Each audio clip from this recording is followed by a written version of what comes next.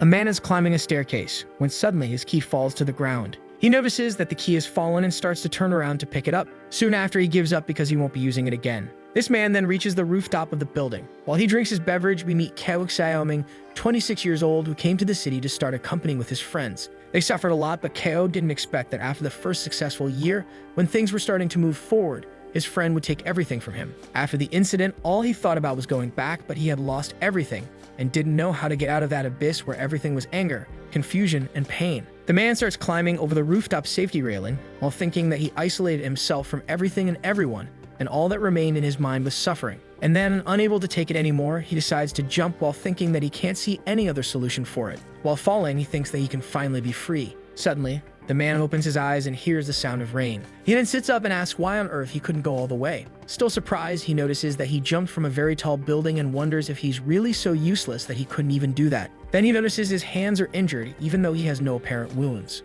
He hears groaning sounds coming from beside him. A lightning bolt then cuts through the city sky as the man opens his eyes wide and sees something he would never have imagined. Totally shocked, he gets up and sees a man with an outstretched arm trying to touch him. That man, clearly a zombie, groans and crawls on the ground while trying to grab him. The boy screams, turns his back, and starts running desperately. While running, he wonders if that really was a zombie and how it was possible, and if this was the afterlife. Then he truly thinks it can't be the afterlife because the rain, the heartbeat, pain, the breathing, all of it is processed in the brain, and for that, he has to be alive. Upon reaching the busier street ahead, he comes face to face with several zombies. He says they're everywhere and all he did was stay home for a month, and he wonders what happened to the world during that time. Suddenly, a boy runs toward him asking for help. But in the middle of the way, he trips on a floor tile while screaming desperately. Completely frightened, mouth wide open, our boy notices that they're really eating humans. He turns around and starts running, thinking that now is not the time to be shocked, or he'll be the next victim. While he's running, another lightning bolt crosses the rainy night sky of the city, and he notices a girl in the middle of a bunch of zombies.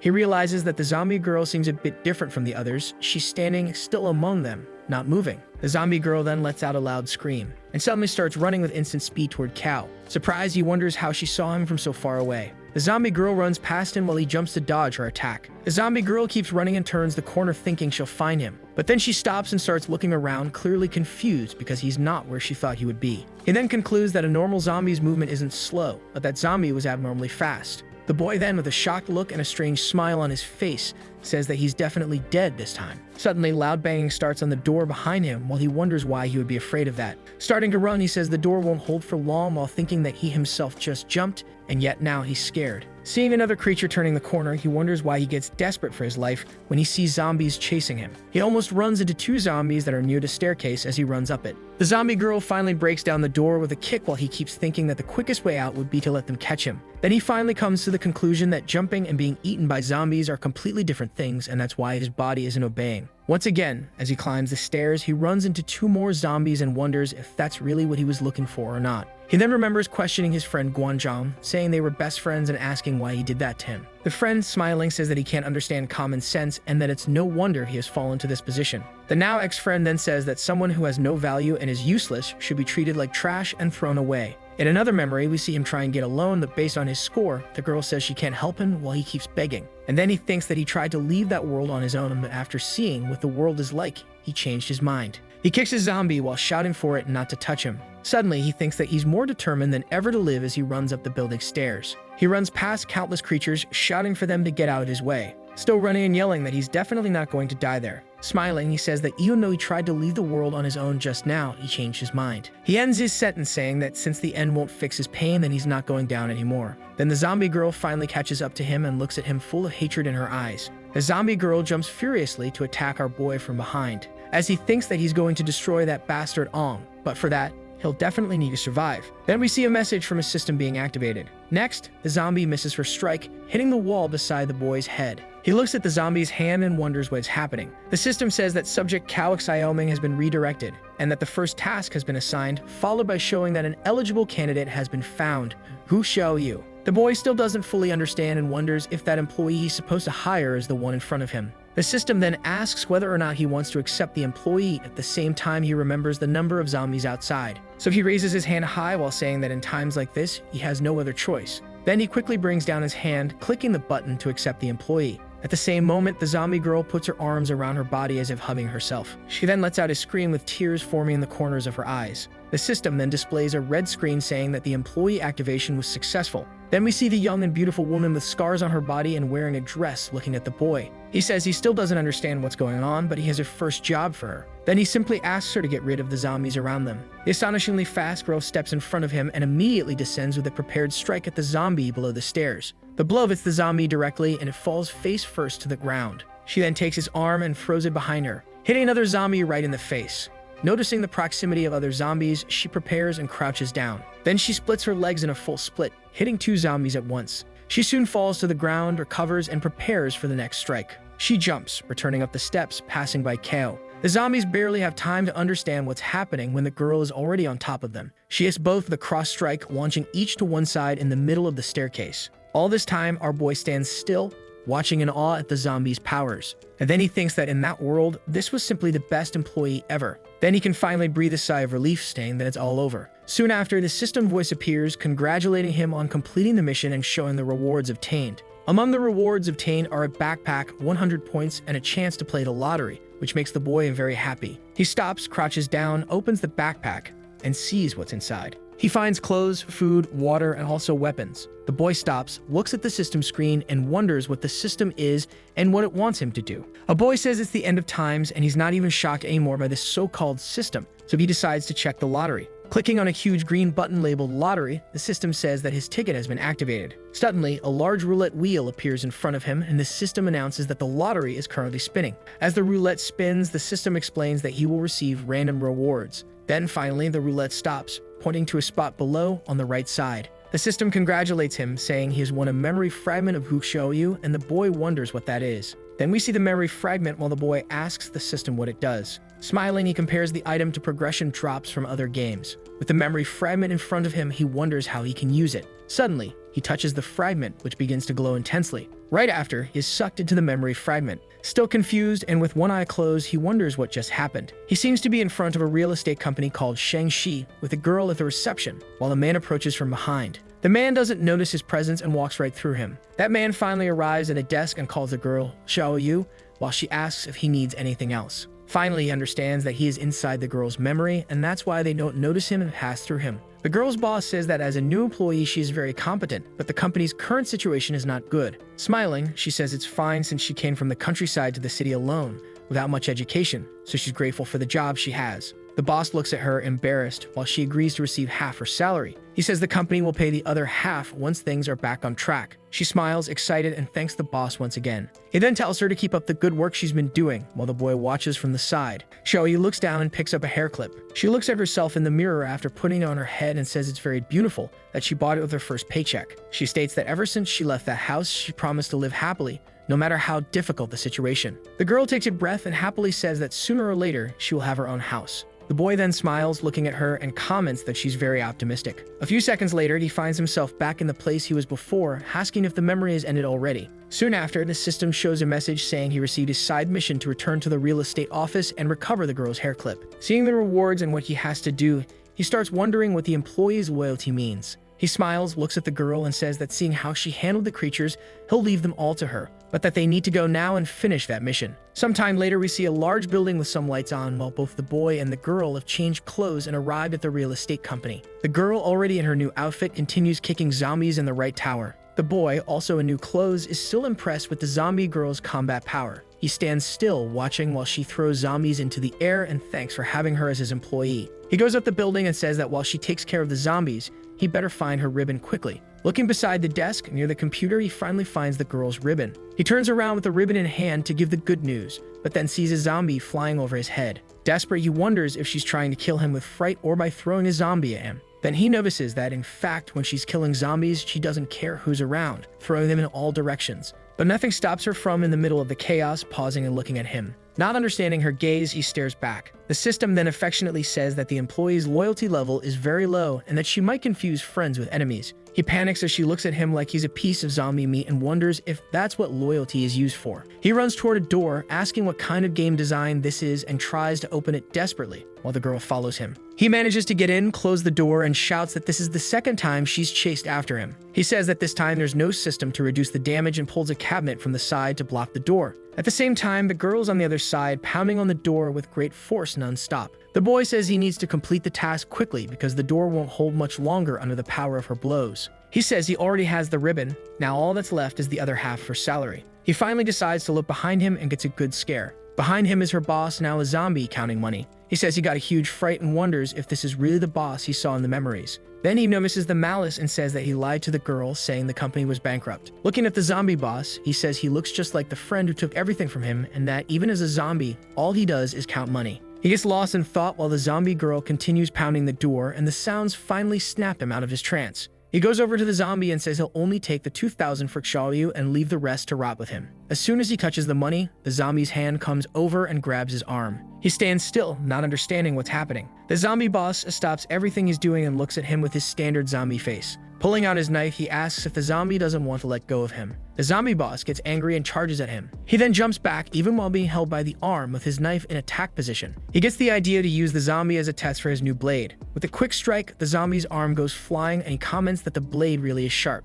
Turning to the side, he says the next strike will be to take the zombie's life. Something happens that makes his blade go flying across the room. He doesn't understand what happened, while the zombie boss stares at him again and starts to scream. A second later, he's on top of him and the boy fights desperately to try to get free. The boss quickly lowers his zombie head to bite the boy. The zombie falls, but his jaw hits Kato's shoulder. Nervous, he thinks about what he's going to do and whether this will be the moment he turns into zombie food. He tries to calm down and think of a way to get him off. He remembers that the zombie was counting money and maybe that's the key to getting rid of him. Stretching his hand to the side, he manages to reach some nearby bills. He throws the money into the air, shouting for the boss to look. Somehow, it works, distracting the zombie, who rushes over in a panic as if the money were about to fall out the window. Kao sees that the tactic was a success. Right after, he runs, grabs his knife, and charges at the boss, saying that these companies always make employees feel like crap. The zombie boss is still, gathering up the notes on the floor until he seems to notice the approach. The boy then says he doesn't agree with any of that and brings the blade down from above in a vertical motion. He lands the hit squarely, splitting the zombie in half, one half to one side, the other to the other. Standing there waiting for his knife, he says that the company he plans to create will never abuse its workers. He finishes by saying he'll take care of them as if they were his family. We return to the zombie girl standing still, staring straight ahead. We see she's still in her former workplace, but now wearing her new clothes. Then we see the view of tall buildings on a beautiful morning with rays of sunlight peeking through the clouds. Kao approaches from behind the girl, saying the ribbon was a bit torn, but he tried to fix it, and asked her not to run off if it didn't turn out so well. After putting the ribbon on her, he's happy and asks her to look. The zombie girl brings her arms to the front of her body and looks thoughtful. Then, a gentle breeze blows and she smiles. The boy seems to notice that she smiled and blushes slightly. Right after, he says maybe he didn't see it clearly, and the zombie girl seems to look confused. They then say that this is how the journey begins to build a post-apocalyptic company, and that he's going to find all her memory fragments. We see a city full of zombies while Kao says that he was a guy who failed, bankrupted his business, and was ready to end his life until the zombie crisis. Since that happened, 5 days have passed and he's been exploring the system non-stop. Now he has several new abilities such as recruiting zombie employees and another that gives him rewards for completing tasks. As long as he uses those two abilities well, he will surely be able to form a good team quickly. The zombie girl continues kicking zombie faces with the same ease as the previous 5 days. The boy now starts cutting zombies too, using his knife. He smiles and recovers while thinking that he hadn't felt like this in a long time, that it almost felt like he was going through a process of self-recovery. Then he calls the system and asks if there's a new task for him. The system shows him a task to stock up on resources, and our boy thinks that sounds good. It's something he enjoys. Happy, he looks back, calling the zombie girl. The girl seems distracted, staring ahead while standing still as Kao asks if she's okay. He wonders, as she walks toward him, why she seems to be acting even stranger than usual that day. Putting the thought aside, he says they should take the opportunity to go shopping without spending money, since they're in a zombie apocalypse. We see a store filled with numerous zombies inside. Next, we see the zombie girl doing what she does best, kicking zombies while the boy searches for food items. Happy, he thinks that thanks to Xiaoyu taking care of the zombies around them, he can relax and calmly search for what he needs. Two zombies start trying to approach them, but the girl promptly sends them flying through the air with ease. The boy notices that the girl's destructive powers seem to have diminished that day, that it's not like it was on the previous days. When the last zombie flew, ended up hitting a shelf that knocked food to the floor, accidentally helping him find what he was looking for. He kneels down to pick it up and sees that it's canned Sanhui lunch meat. Smiling, he thinks that all of this is thanks to the zombie girl's incredible kick. Kao calls the girl, but she doesn't respond, standing still in the middle of the store. When he calls her again, the girl turns her face toward him, and he notices that she's crying. Immediately, he starts walking toward the girl, asking what happened. But then, a zombie grabs his foot. He finally realizes that the zombie the girl kicked isn't 100% dead yet. Suddenly, several others begin coming toward him, and he realizes that none of the zombies she defeated were actually killed. He quickly rushes to grab the zombie girl's hand and asks the system what happened. Why does she seem to be suffering so much? The system explains that she entered a hungry state, and because of that, her performance dropped drastically. Kao asks the system what he can do to feed her. While escaping, the system says he can exchange points for food for his employees, and he asks for the exchange to be made immediately. He draws his knife and begins annihilating zombies while the system says the employee's meal will be ready in 30 minutes. Kao finds himself surrounded with the zombie girl behind him. Looking at how many there are, the boy wonders when so many zombies got in there. He begins to think of a plan while the girl is still tearful behind him. Then he wonders if he's going to die right there in that place. Suddenly, he hears a voice calling him to go to a door, a girl motioning for him to follow through it. He clenches his teeth, thinking about what to do. Holding the girl's hand and with his knife in the other, he starts running, saying not to get in his way. Facing a zombie, Kao asks if it can't see that his employee is hungry. Throwing himself onto the zombie, he finishes the sentence by saying that he's in a hurry. He runs with the zombie being pushed on the tip of his knife until they pass through the door. The door then closes after he goes through. Kao begins to get up, thanking her and saying that if it weren't for the help, he'd definitely be in trouble. Then he sees a knife being pointed at his neck. The girl behind him says there's no need to rush to thank her. Another person then says for him to hand over the food he just collected. Then we see that he is surrounded by some other people, all pointing melee weapons at him. The girl insists that he hand over the food, emphasizing that she doesn't want to hurt him. Kao thinks he's at a disadvantage until Xiaoyu is recovered, while the others say to just hand it over now or they'll take it by force. He then smiles and says that he'll give them the food. The boy opens a can of beans and shows it to them. Two of the men start rummaging through and eating the food like starving people, while Kao tells them to take it easy because there's enough for everyone. The girl then apologizes for their behavior, but says they couldn't find food in the warehouse and haven't eaten anything in 2 or 3 days. She explains that they weren't like this before, but the situation changed because of the zombies. Kao thinks he didn't expect them to prefer starving to going outside to search for food, even with the monsters being so strong. Another man steps in front of him and tells him to give them his food and water. Our boy says the man is asking too much. Someone else behind says he was being very generous, so he must have much more and wouldn't die if he gave them a little more food. He stands up and says that they don't dare fight zombies, but do dare to intimidate a single person who's in the same boat as them. A man appears behind him, telling the big guy to start searching. The girl says for the men to stop because he already gave them food, that they don't need to act that way.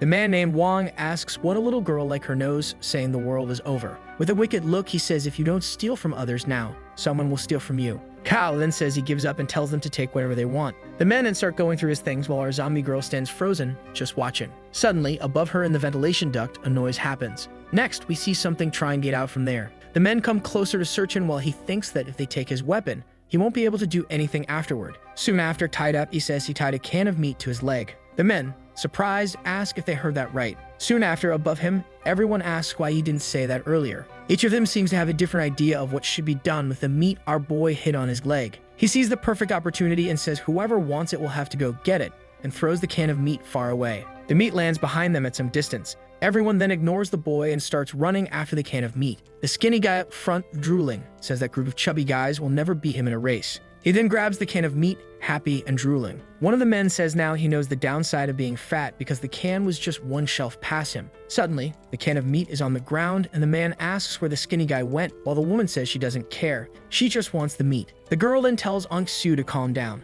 Soon after, a man tells the girl named Xiao Zhang to run while the aunt is on the ground looking at something in front of her. He then says for her to save him. The girl stands there, staring in shock at both of them, not yet understanding what was happening. Meanwhile, Kao notices that the rope they tied him with is really tight. The girl and the uncle come running back and the boy wonders why they're already back. She comes and unties him, telling him to run. The zombie girl suddenly senses something in the air. He asks what happened, and the girl says with a trembling voice that An was eaten. Kao asks if she was eaten by a zombie, and the girl says it wasn't. She was about to explain when it was when suddenly something flies against the wall above them. We see the zombie girl looking at something in front of her with many eyes and giant jagged teeth. A monster that looks like a squid with many eyes and a huge mouth appears in front of them. He wonders if that thing is a monster or a mutant zombie. A man is running in front of the monster, which comes after him with its mouth wide open. The monster's mouth closes around the man, leaving only his hands sticking out. Xiao Zhang and Ko stand watching this scene in disbelief while the uncle heads for the door behind them. The uncle, at the door, thinks he can't die in a place like that, and he needs to get out of there.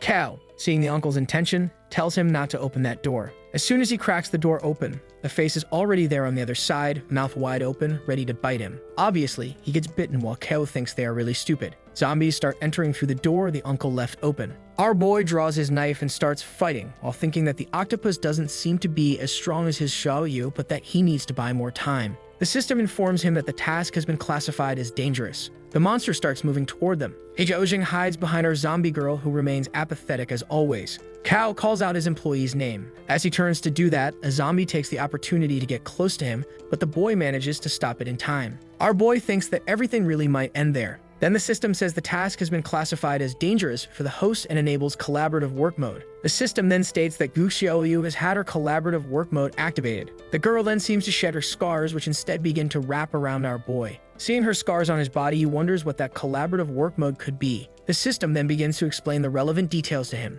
A zombie comes toward him and takes a lightning-fast punch flying far away. Another one is getting dangerously close to Xiao Zhang, who screams in fear. He quickly jumps and slashes the zombie across the back with his knife. Seeing another zombie, he tells the system that maybe it doesn't need to explain. What just happened already told him a lot about what it is. While slashing numerous zombies, he asks the system if his abilities are now on the same level as his employees. The system says that, to be more specific, it's the attribute values that synchronize. The zombie coming from behind him has its head smashed when the zombie girl drops a club on it. Then she appears with food in her hands while chewing. Kao sees her and asks if she's recharged. He says it'll be much easier with her around and is glad she recovered in time. Looking at the octopus, he says that now the two of them can take care of it quickly. The two then start running toward the monster. It tries to hit them with its tentacles, but they're too fast and dodge easily. As they approach the monster, Kao calls the zombie girl. Seeing an opening, he tells her to finish it off. Next, we see the monster full of holes and cuts all over its body. A boy watching comments that they're really strong and thanks the heavens he didn't go up against them. Sometime later, we hear him say that they finally got out of there, that the task is complete and they're full.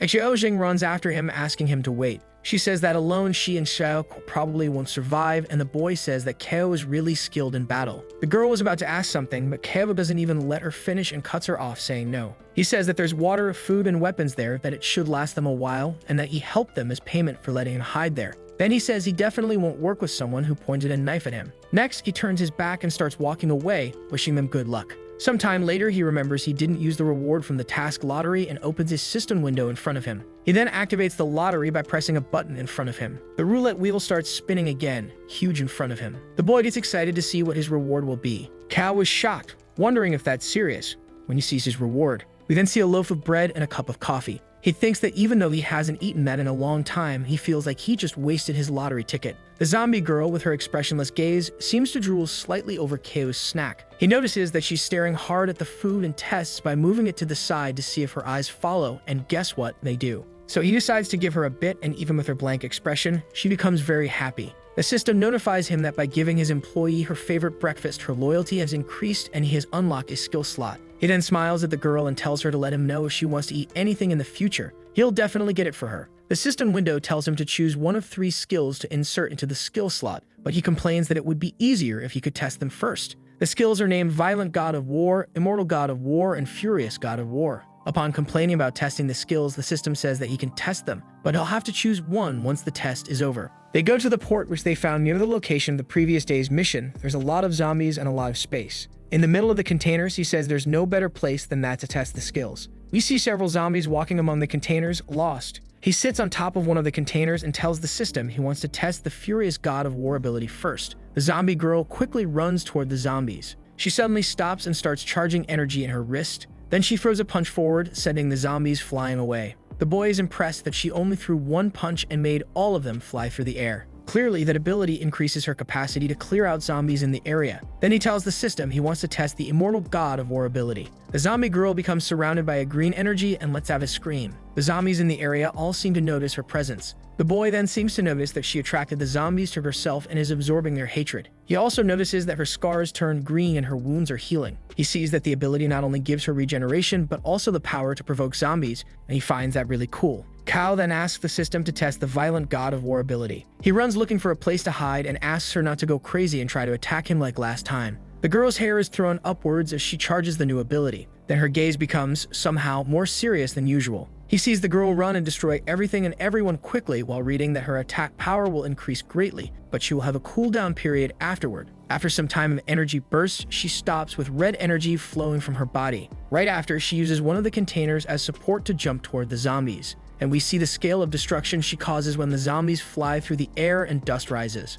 One of the zombies flies in the direction of a girl who catches its head in midair. Soon after, we see energy exploding from her hand where the zombie was. Both Kao and Xiaoyu notice there's someone else in that area and the boy wonders who she is. We see a girl in black clothes with horns and spikes coming out of her elbows. The boy notices the spikes on her and asks if she's a mutant zombie. Xiaoyu starts running across the containers heading toward the zombie. She then throws a kick which the other white-haired girl defends. Kao notices that even though the attack was executed with the power of the violent god of war ability, the other girl managed to block it. While the two girls fight, he says that this zombie is different from anything they've encountered so far. He notices that the effects of the violent god of war ability are fading, and that if they don't end the fight soon, they'll be in trouble. So he activates the collaborative work mode and charges at her too. Kao asks her to retreat while the mode is being activated. The two of them start running, escaping from the new zombie. Looking back, he says the thing really runs fast. As he runs, he notices that there are still zombies in the way and draws his knife. Suddenly, he realizes they're not zombies, it's a boy who, seeing him approaching with a knife, yells for him not to kill him.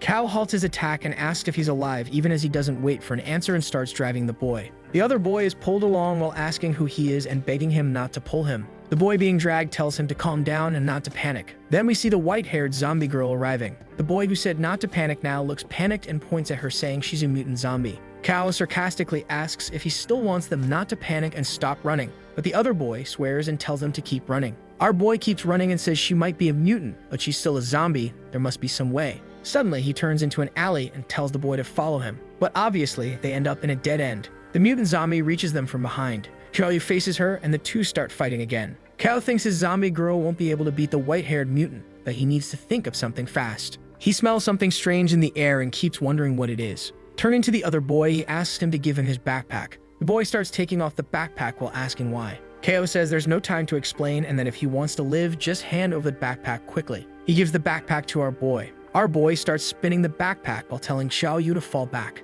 The backpack is thrown into the air above the mutant zombie. She slices the backpack in half with ease. The backpack, which had gasoline and something inside, splits in two and spills its contents over the white-haired zombie. In the next second, Kao tells them to be careful as he throws a lit lighter on her. He celebrates even before it hits, and in an instant, everything starts catching fire. But even so, apparently that wasn't enough to stop the white-haired zombie, who walks out of the fire toward them. Meanwhile, he tells the other boy not to stand still and to move. They manage to escape, and Kao says it's refreshing to be alive while thanking the chubby guy for his backpack full of flammable items. The chubby guy is desperate, thinking that he got away, but what the hell is he going to tell the others? Suddenly, the system says he has a new mission. The chubby guy keeps whining, saying that Big Sis Mang is going to feed him to the zombies. Suddenly, with shining eyes, he asks the boy if he wants to hire him. We see a conversation saying that the zombies are increasing and that lately he has seen people coming and going from their area. Then we see who was talking, and it's two people. One of them points at something the other says they also see. Right after that, our boy Kao is coming down from somewhere attacking a zombie while the chubby guy watches from above. Then we see a place with people sitting.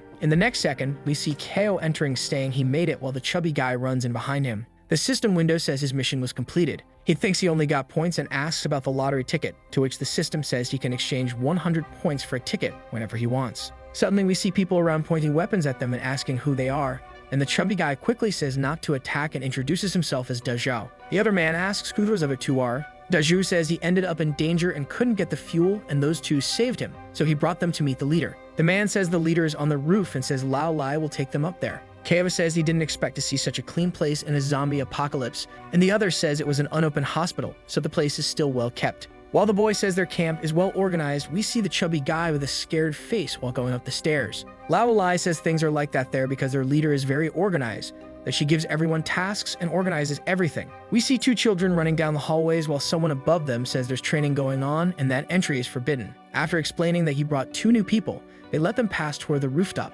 Then we see a woman with a baseball bat in hand telling someone not to just dodge the zombies, but to attack too. We see three boys in front of some zombies that are tied with ropes so they can't reach them, and they say it's their first time in combat. The woman yells saying they won't get a second chance and that they better think clearly. Then she asks what the characteristics of the zombie are. One of the boys yells that they're afraid of light and get slower in the morning or under any bright light. The other boy says they're also sensitive to sound. The woman then, swinging her baseball bat through the air, says number 3 is to destroy them. The boys, with fearful and apprehensive looks, say they understand. A man calls the woman captain and says Dejo is back, while she asks if he got the fuel. Deju then walks in and stutters that he didn't get it. The captain asks if he dares to come back and says that without the fuel, they won't be able to turn on the bright light and the new recruits won't be able to handle night training. She then turns to him with a murderous look and says he promised for 3 times and she gave him 3 chances. Right after she yells, calling him useless trash, and tells him to get out of the camp by nightfall. The captain points the bat at the other 2 and says they don't need more people recommended by that boy and tells them to leave too.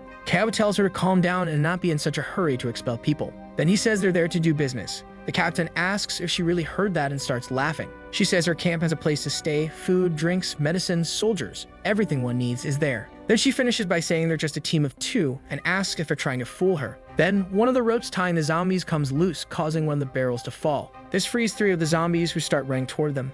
The boys who were training start screaming that they escaped and that the sun has set, so they're stronger now. One of them yells and asks for help from their captain. Kao then snaps his fingers and calls Xiaoyu, who slaps one hand against the other as if to say she understood. She then looks toward the zombies and jumps at them. Lao Lai and Deju watch in shock while wondering what the zombie girl is doing. Meanwhile, Kao says they need fuel and that he can help them get some. He says the payment will be allowing him and Deju to stay in the camp. They're all stunned by the proposal, but our boy reinforces that in a zombie apocalypse, friends are different from businessmen. Then he continues while Xiaoyu defeats the zombies, saying that as long as there's profit, he'll be the most reliable ally they'll have. We see tall buildings and Seo asking if he really wants him to take him to a shopping mall in the middle of a zombie apocalypse. He continues saying there's no electricity, no water, nothing good over there. The boy then says no one forced him to accept that task and that since he did, he should stop whining like an old man. The system shows an E-rank mission. Going back a bit into the past, we see the captain showing the mission client and saying he's been with them since the beginning of the apocalypse. Kao says it's a child's mission and asks what he has to do.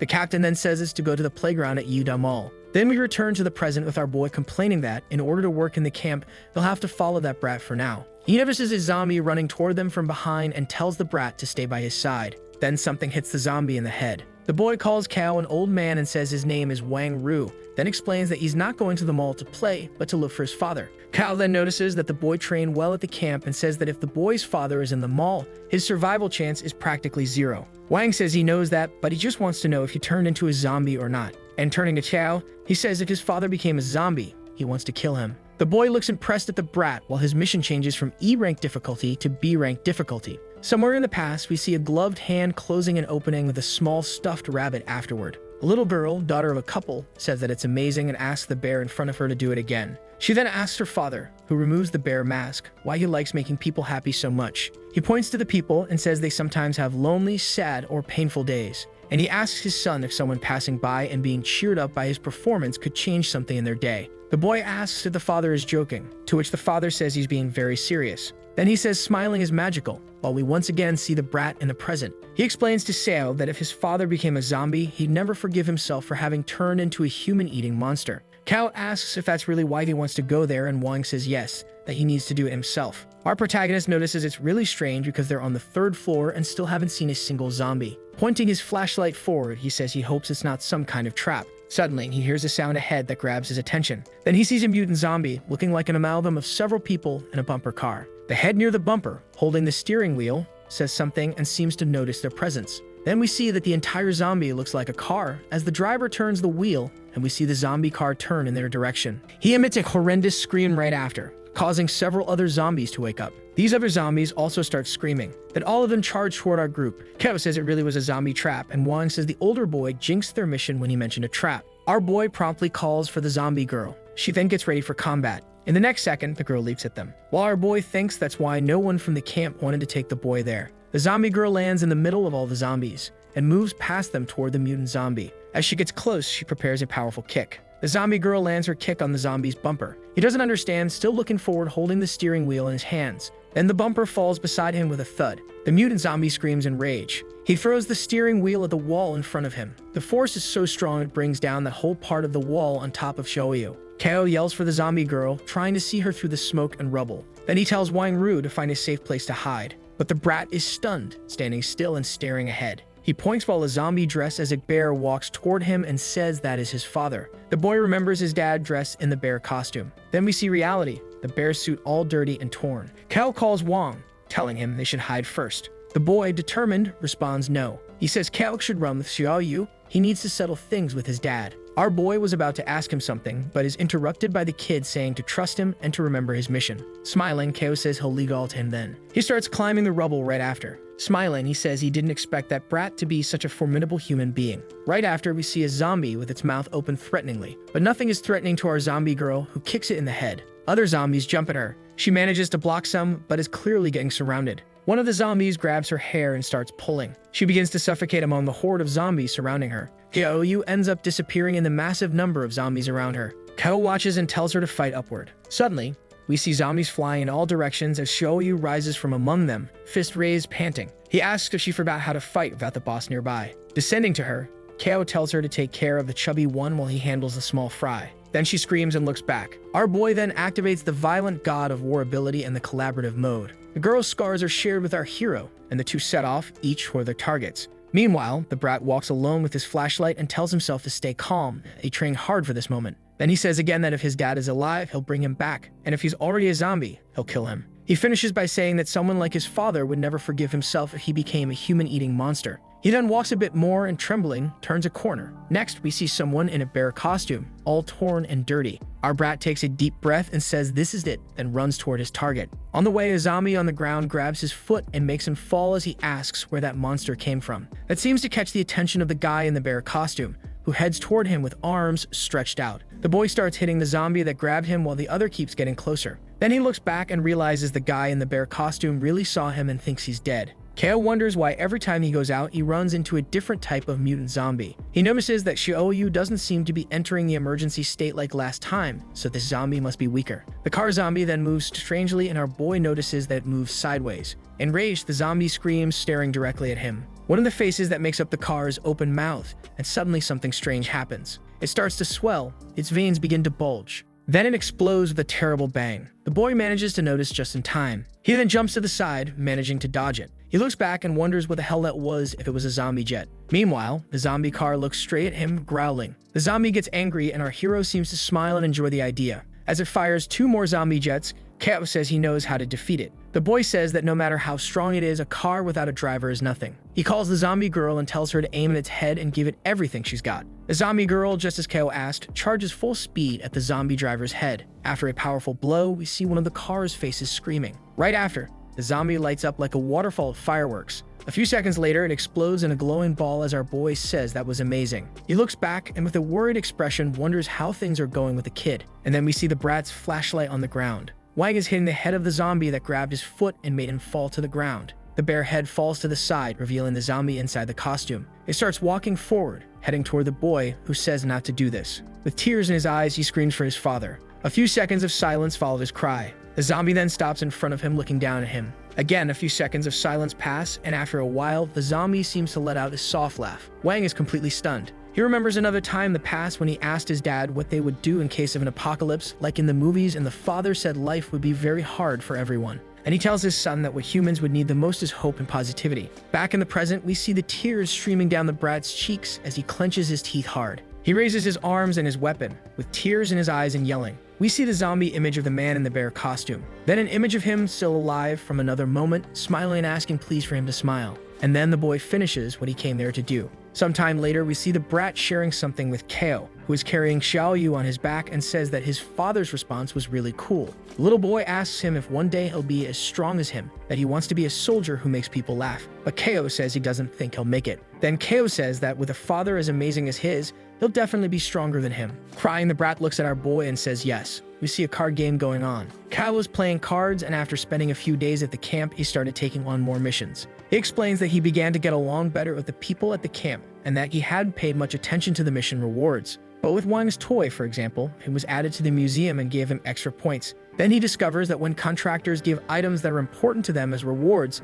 they turn into points. Besides that, they get stored in the system's museum. Kao is telling Lao Lai that he can't back out of the bet now and asks for the cigarettes he always carries. The man then asks if he can give him anything else, and he says no. He then takes one and tries to light it, saying he'll use one right then, while Kao says he's a sore loser and runs after him. As he likes one, he starts coughing like crazy. The people around start laughing at him, saying he can't even do that and doesn't need to pretend to be cool. One of the boys says he's not doing it just because he wants to, but because it reminds him of his wife. He always likes one when he thinks of her because of the smell. Lao Lai says that Daishan is 30 years old and still asked Lil Meng to get him a stuffed animal. The man, embarrassed, says he got it for his daughter because she likes those things. Kao then asks if Daishan really has a daughter, saying he's never seen her before. He then says they live in the county and that he called them a few days after everything happened and believes they're okay because they're tough. Then he reveals that Xiao Wu also had Xiao Meng get something for him and that he's curious to know what it is. The man with glasses then says it's nothing, while the other one smiles and says he's shy. Lao Liu says he'll give his watch to Xiao Meng if he tells what the boy asked him to find. Our boy says he can't say, it's part of the client's privacy agreement. Then the boy says it's not necessary and reveals he asked him to bring flowers. Everyone is left speechless when they hear the friend's request. The two men start crying with laughter as one asks if the flowers in the trash were his and the other asks who he confessed to. Then the man says it was to Xiao Xui from logistics, while everyone laughs. Irritated, he says his heart has already been broken and how dared his friends laugh at him like that. Suddenly, we see a lightning bolt cut across the sky. All the boys wonder what that was and if it really was lightning. That the captain appears, putting her clothes on quickly, while our boy is in shock. She then asks everyone to get up. Our boy asks what the situation is while covering his eyes. The captain asks Xiao Wu to take the weak, sick, and injured to the 3rd floor and tells Lao Lai to gather people and weapons while she sets up a defensive line. Our boy then wonders what's happening and why they're mobilizing. The girl is tying up her hair while saying a wave of zombies is heading their way. Our boy sees the opportunity and asks if she wants to hire them to help with the defense. She looks at him, thinks for a second, and then says yes, but there wouldn't be many rewards. Our boy proudly asks if he looks like a dishonest merchant taking advantage of people's needs while thinking the system will reward him. Right after, the system confirms an S-rank mission. He's extremely shocked, saying that a B-rank mission was already extremely exhausting. Then he yells at the system that next time it should let him know the mission's difficulty before accepting it and says he feels deceived. Sometime later, we see more lightning streak across the sky. Lao Liu has his cigarette and says he hopes nothing bad happens this time, while our boy asks him what happened the last time. He says the camp's original captain was someone else who died half a month ago on a rainy day just like that one. We then see the white-haired zombie as Lao Liu speaks about the one who killed her. Then he falls silent, staring into nothing, and after a while looks to the side. Then he reveals that the one who killed her, at the port where he met Fat Zhu, was the current captain of the camp, Meng Dai. Some time ago, he says that day they had only received a wireless transmission and the leader at the time went out looking for survivors. He comments that was the first time they'd gone out in the rain since the start of the apocalypse, and they didn't know the rain agitated the zombies. The two women constantly fought because they had very different worldviews, even though both were extremely driven and intelligent. A man says there are zombies in front of them and that they're surrounded. The former leader asks them to move out of her way because she'll handle them. She then grabs her weapons and starts opening fire on the zombies.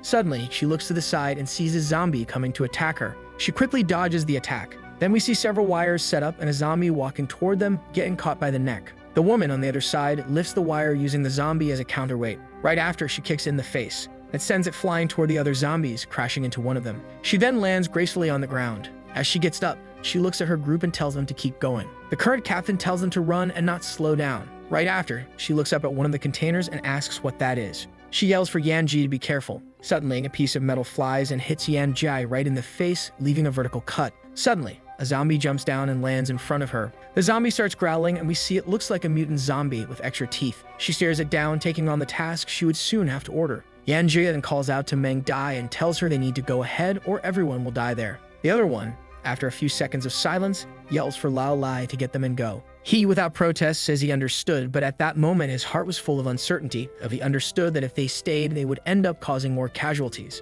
At the time, he ran and drove to meet up with the others on the other side, and then returned to the port. What he didn't expect was that only Meng Dai would get in the car, and as soon as she did, she told him to start the engine. He asked about Yan Ji, but the woman only tells him to start the car as zombies begin to surround the vehicle. Again, he asks about the other woman and begs her to answer. After a few seconds of silence, Meng Dai says she killed her. He continues, saying that after they came back, she said the other wanted to use her as bait to escape alone, and that's why Meng Dai killed her. Many people in the camp say it's a lie, that she did it to take over leadership of the camp, and they hope that he, for having been there, will do something. But he says he didn't say anything because he knew that if Yanji was dead, the most suitable person to lead the camp really was Meng Dai. The man then wonders if she truly is the best leader and if he was right not to question it, but our boy says the camp survived and that says it all. He then turns to the man and says his decision was correct, that having a good person in leadership who ensures everyone survives is better than the truth. The man then smiles and repeats to himself the word survive. The rain continues to fall relentlessly into the night. The zombies start getting more agitated as the rain begins to fall in the city center.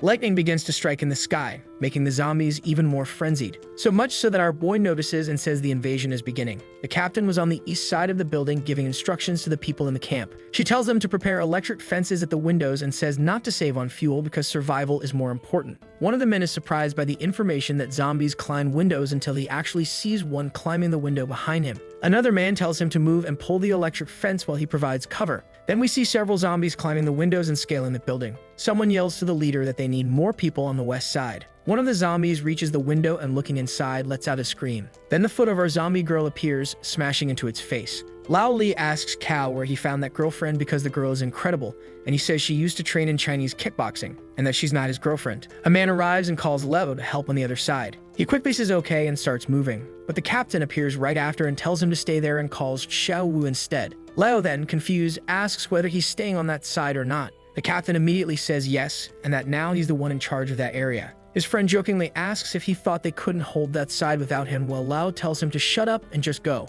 A zombie approaches Lao Lai from behind, but our boy yells at him not to let his guard down and kills the zombie before it can attack. He apologizes and the two of them start taking down more zombies together. Meanwhile, in the west area at the entrance to the third floor, we see several bodies on the ground and people running from zombies. The captain tells Deshan to eliminate all the zombies and rebuild the defensive lines while she holds the third floor passage with Xiaoyu. She thinks the situation is not looking good and wonders if she'll need to blow up the stairs on the west side. A boy runs from a zombie that's chasing him but is saved by his friend, who tells him to get up and help the leader. Soon after, a captain asks Group B to turn on all the lights. A boy says the fuel won't be enough. The leader says it doesn't matter. If they don't make it through the night, the fuel won't matter anymore. Again, we see several zombies climbing the windows. Then we see an improvised spear going through a zombie's mouth. One of the friends says it seems like he's not so useless anymore, and the other, smiling, tells him not to start getting cocky now. The friend then asks how many of them can land a headshot with a spear, while the leader teases him to go hit a few more. He laughs and says that after they win, he'll help with their wedding. Behind the captain, we see one window still intact and another broken. Most importantly, we see different claws dug into the concrete of one of them. Meanwhile, on the eastern defense line, we see a zombie with several spikes protruding from his body screaming. Cao notices the mutant zombie behind him. The zombie jumps toward him. He then screams for Xiaoyu. The zombie gets dangerously close to him with its claws ready to strike, but the attack is stopped by our favorite zombie girl. Cao thinks that was really dangerous, that the attacking zombie got way too close. He thinks that if he were a normal person, he definitely would have died from that attack. We then go back to the western area where the situation is tense. We see the man with glasses suffer a lethal blow to the abdomen while the leader watches. Then, with a trembling voice, he calls out to her as his strength fades. We see some sacks and shelves behind the door to keep it in place. An elderly lady asks Deshan why they're up there. He calls her Grandma Chen and apologizes for failing to defend the base. The people there start to panic, saying they don't want to die yet. The captain asks everyone to calm down, that it's not over yet, and tells Lao Lai to count the people, and for those bitten to receive a dose of kindness. A girl approaches Shan and says she'll help with his wound. The girl then begins tending to the cut on his arm in silence. A few seconds later, he calls her Xiao Wu and starts to say something. She says he's dead and that she didn't see the boy go with them and had imagined it. The man then apologizes, saying he couldn't protect him. Kyo says that idiot suddenly confessed to her with a bunch of flowers in front of everyone the day before. She got nervous and rejected him reflexively, but later tried to find him to talk and couldn't. Then, feeling tears fall, she says she actually really liked him. While her eyes fill with the tears she can no longer hold back. Nearby, Lao Lai talks with the leader and says there are 9 soldiers and 4 logistics members left, and she says that number is too low. Wang starts shouting near them, saying he wants to go down.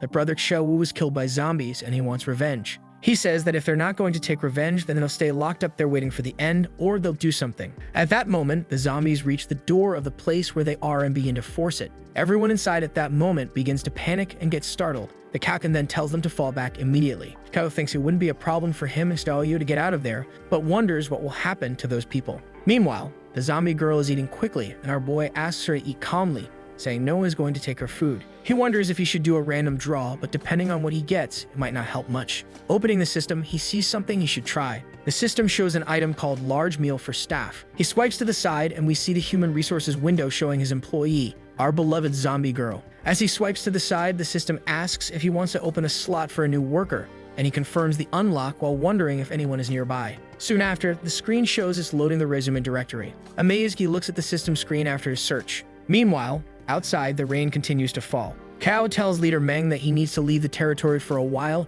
and that he's leaving Xiaoyu in his place to help defend. He quickly adds that he'll be back soon if he survives. The girl then calls out to him and says he accepted her mission. He smiles and tells her not to worry because he remembers and that they're business people after all. He finishes by saying that integrity always comes first. Once again, another loud bang hits the door of the place they're in. Finally, we see a hand coming through the door and one of the zombies puts its face through the crack. The captain then yells for everyone to start defending. That's when we see a zombie leap towards Xiaoyu from behind. It prepares its attack, but the zombie girl isn't off guard and responds in kind. Rewinding a bit, we see Kato asking her while she was eating if she could help them defend for a while. He says he needs to go somewhere for a while because without that, the camp won't last until the next morning. And then he says that if the girl isn't there with them, they definitely won't even last the next 3 hours. Kato says she needs to stay there alone and help defend the place and that he won't give her any orders. He adds that he's not doing this because he thinks she can handle it alone. Then smiling, he says he trusts her. Next, we see the girl using her ability and making the energy flow through her body. In the middle of the rain, our hero is leaning against a container, hiding.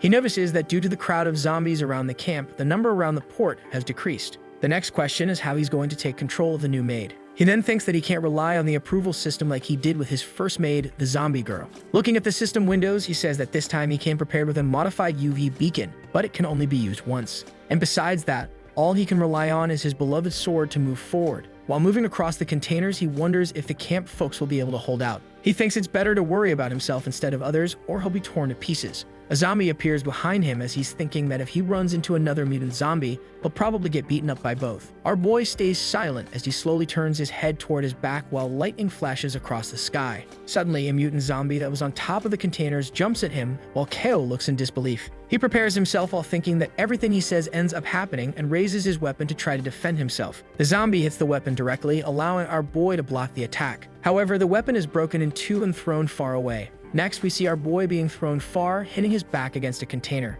Before he could fall to the ground, the mutant zombie charges at him again. Suddenly, something happens before the mutant zombie can reach our hero. We then see the white-haired zombie girl who stopped the mutant zombie from continuing his attack. The mutant zombie attacks the white-haired zombie girl, but she dodges. At the same time as she dodges, she lands a hit right on the zombie's face. Our boy then sees that the two are fighting each other while the first mutant zombie crashes face first into a container. The girl breathes in relief as she thinks that for now she's safe. He notices the movements the mutant zombie makes and wonders if she learned Krevo Magal before she died. The two seem to have a lot of experience fighting each other. The mutant zombie then grabs her by the leg and slams her face into the ground. Keeping the zombie girl pinned to the ground, the mutant zombie on top licks her neck and prepares to bite. Then he sinks his teeth into her neck. As he does that, we see the wound on his arm begin to heal. He's absorbing the other to heal himself. Then Kao ponders what he should do. If he runs now, the camp will be doomed, but something worse might happen if he interferes. He then thinks of the zombie girl and says there's no time to hold back now. Next, he grabs his UV lens and turns it on, calling the zombie's attention to him. The zombie turns and looks at the flashlight, raising his hand in front of his face because the brightness is blinding him. Meanwhile, Keva tells him not to even think about hurting his own maid. The zombie then jumps at him, escaping the beam of UV light. Once again, as he's getting close to our boy, an iron bar pierces through the zombie's body. On top of the container to his left, our white-haired zombie girl is holding 2 more iron bars ready to throw. She then moves and hurls both iron bars at the zombie, pinned to the ground. Next, we see all the iron bars embedded in the zombie's body, pinning him to the ground while he lets out a desperate howl. A few seconds later, the zombie's bodies simply vanish. Our boy says that he's finally been defeated and wonders whether the explosion was because he was a mutant zombie or not. The white-haired zombie girl then stands in front of him holding an iron bar in her hand. And Kao now wonders how he's going to be able to control this young lady. Once again, lightning cuts through the stormy night sky. The kid tells him to aim for the zombies' heads, but the other man says they're moving too fast and he can't get a clear shot. Then we see 3 zombies jumping on top of our little brat to attack him. But our zombie girl was paying attention and protected him, passing right through the 3 zombies with ease. One of the zombies was a mutant, and her attack didn't completely destroy it. It then turns around and leaps at her with an attack. With great speed, we see the wall behind the zombie girl shatter. And then we see a mutant zombie with its hands embedded in the wall, while she is flying above his head. Then she comes down with a fatal attack from above onto the mutant zombie. One of the men says not to stand there stunned watching the girl because Kato clearly said not to stay close to her at that moment. He then continues, saying that if they slack off, they'll be the ones dragged down. One of the men then points and tells Lao Lai that one of them got back up again. He says to leave it to him and charges toward the zombie. However, when he attacks, the zombie quickly dodges. The zombie prepares an attack against him while he says that the little girl is strong and that he can't back down either. He He dodges the zombies' attack and delivers another blow. They tell themselves they absolutely can't die there. The man says that his wife and daughter are waiting for him after all. As he says that, we see a mother and a little girl as zombies. He seems to recognize them immediately, his expression filled with shock. Then he lets his axe fall loudly to the ground. Falling to his knees, he calls out to Ying Hong and his daughter. The two then walk toward him with blank stares and hungry open mouths. With a trembling and stuttering voice, he asks how they ended up there. The two zombies then get very close to him while he remembers how they were in life. In shock and with a trembling voice, he smiles and says they came all that way to find him. He stands up and opens his arms, saying that he missed them so much and to hurry over so he can hug them both. Then we see the real scene of the two zombies getting very close to him as he says they should go home.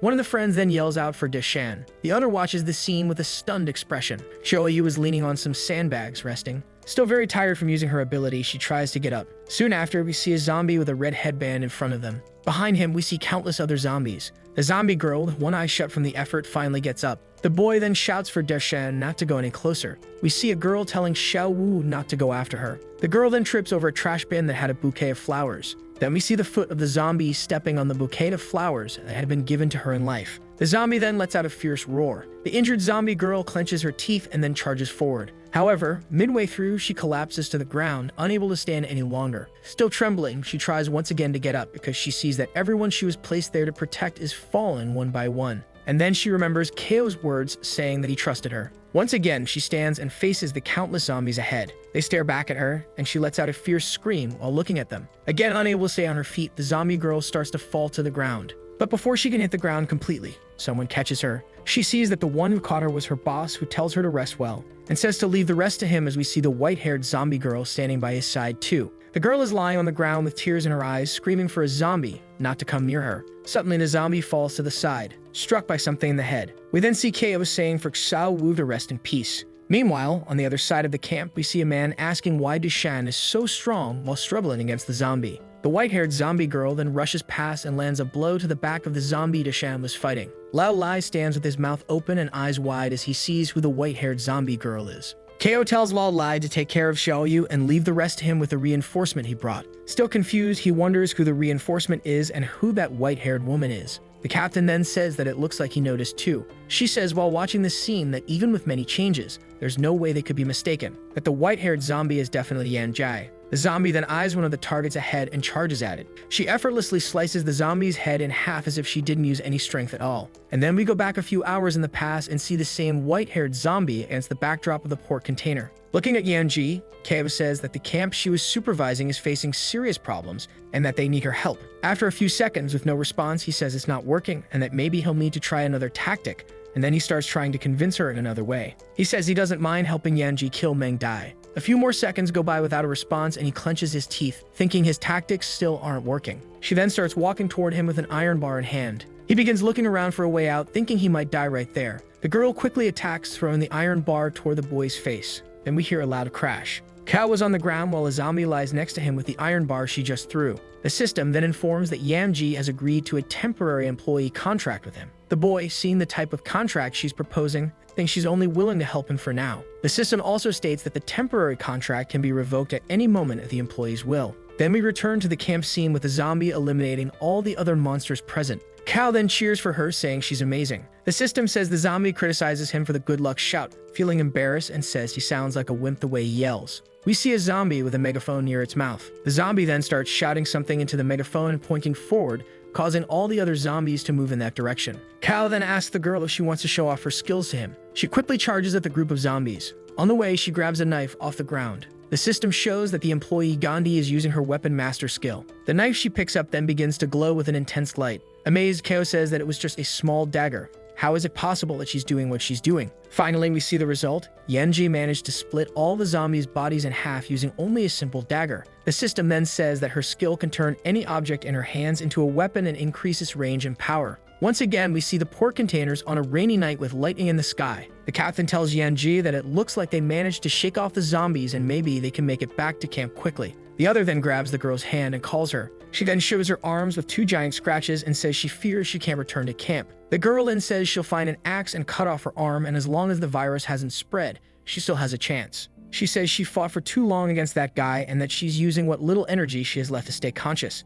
She tells the girl not to say that she died fighting zombies and that she's the only one qualified enough to lead in her absence. Then, hugging the girl, she says to lead the rest of the camp in her name, that she begs her to do so. The captain says she's a liar, that she hides every day and cries because of her, and in the end, she always stays alive. Smiling, she says that after getting through this night, she'll get her revenge. Meanwhile, the zombie shouts into the megaphone as another horde charges in their direction. The white-haired zombie then prepares for combat. She gets one of the zombies with a box. Meanwhile, she finds a screwdriver and acts quickly. She throws the screwdriver, making it pass through the faces of 3 different zombies at once. Teo thinks that all she did was use a screwdriver and it caused absurd long-range damage. The zombie then picks up a tennis ball. The glowing tennis ball is thrown by the zombie toward the horde. The tennis ball then smashes the face of one of the zombies as KO renews his hope of winning. The megaphone zombie keeps shouting and more zombies continue to appear. Cal then points out the megaphone zombie to Yanji and says they need to get rid of him as soon as possible. The system says the zombie claims it's impossible to get through the crowd of zombies,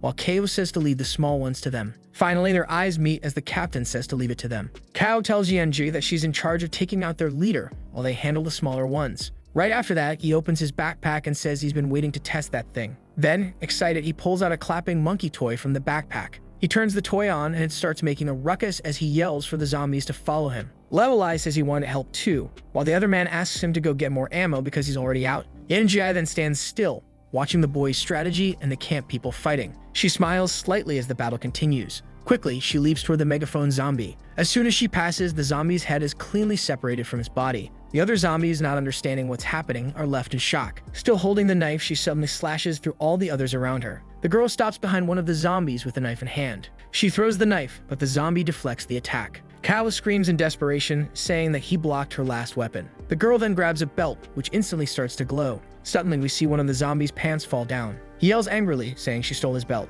Quickly, she wraps the belt around the zombie's neck and pulls it back. She then breathes and calmly closes her eyes, and with one final pull, she defeats the zombie. On a sunny morning, we see birds flying. A man starts digging a hole with a shovel. Lao Lai is digging a hole in the ground, and we see that 2 weeks have passed since that horrible night. We see another grave being made as we're told that less than half the survivors made it through that night. Due to the damage the building took, the rest of the survivors decided to move out. Kao received several missions in preparation for the group's departure day. Lao Li kept pestering the captain to tell him what happened that night with Yanji, and she finally told him everything. Xiaoyu woke up after being unconscious for 2 days and stuffed herself with food, and Yanji was never seen again after that day. The captain says they can leave once they finish packing everything. Lao Li asks if she's not going with them. She turns her back and says she's going to stay and wait for Yanji. Lao says it's absurd for her to wait there if she doesn't even know whether the other will return, and asks how long she plans to stay, saying it's dangerous and all that. She says she's already made her decision and he doesn't need to try to convince her, but he asks her to say something that makes sense.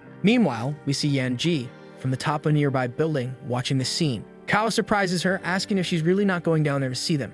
She turns as he says not to be surprised that their temporary contract still hasn't ended and he can still track her. He comes closer to her, saying that even though Lao was suspicious, he waited for the sake of the camp and that because of her, Meng Dai was overburdened. Kao looks at her seriously and tells her to go down there and at least say goodbye properly. The zombie stands still for a few seconds thinking. He jokes with her, saying that she's already a zombie and doesn't need to think so cautiously anymore. The boy then smiles and says not to worry, that he's there for her, and then tells her to just go down there. Meanwhile, Lao continues arguing with Meng. The girl finally tells him to stop trying to convince her and to just go already. Then he says to hell with it, if they're going down, they're all going together and he'll stay and wait with her. Kao then arrives and tells them to stop arguing, and that he brought Yanjie to them. Lao Li gets happy and walks to the car saying that this is great, that now they can leave. Kao says that she's not there to go with them but to say goodbye. Everyone then looks with surprise in their eyes. He says that the girl is no longer human, the horns on her head are proof enough of that, and that for some reason he can talk to her. The whole group stands hesitantly behind Lao Lai while he thinks they're acting like that because of the zombies.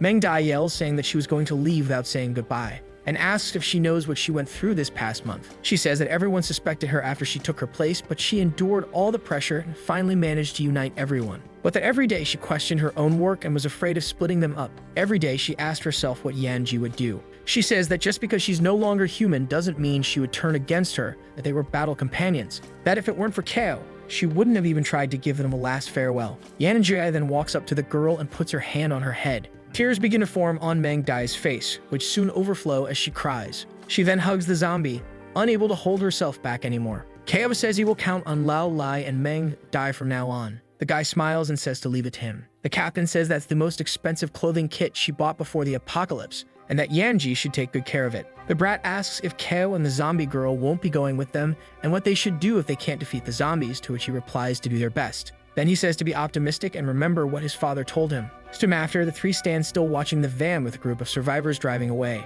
Kao and Mianji are side by side when he says that they finally left. He looks at her sideways and asks if she has any plans. She stays still, and suddenly the system appears with a notification saying that a new employee has been successfully hired. The system says that even though she thinks he complains a lot, following him isn't a bad option for now. Kao smiles and says that he's cool with that. He opens the system screen and says that now it's time for the rewards and sees he has 1,007 points. Then he says that this time he wants to spin the roulette 10 times. Our boy says that finally, after a lot of effort, he managed to gather his first 1,000 points. Smiling, he tells the system to activate the lottery. He's excited and tells the system that today he's the luckiest man alive. The two maids are watching him as he excitedly tells the roulette to start spinning. He wins a night vision contact lens that grants short-range night vision when used. The boy also wins a black and red tactical knife. Kyle gets happy to win 2 blue quality items right away and says that now he doesn't need to carry weapons anymore, he can just summon them from the system. Storing his new weapon, he tells the system to continue. He wins a huge variety of items: bottled salt, soda, bath gel,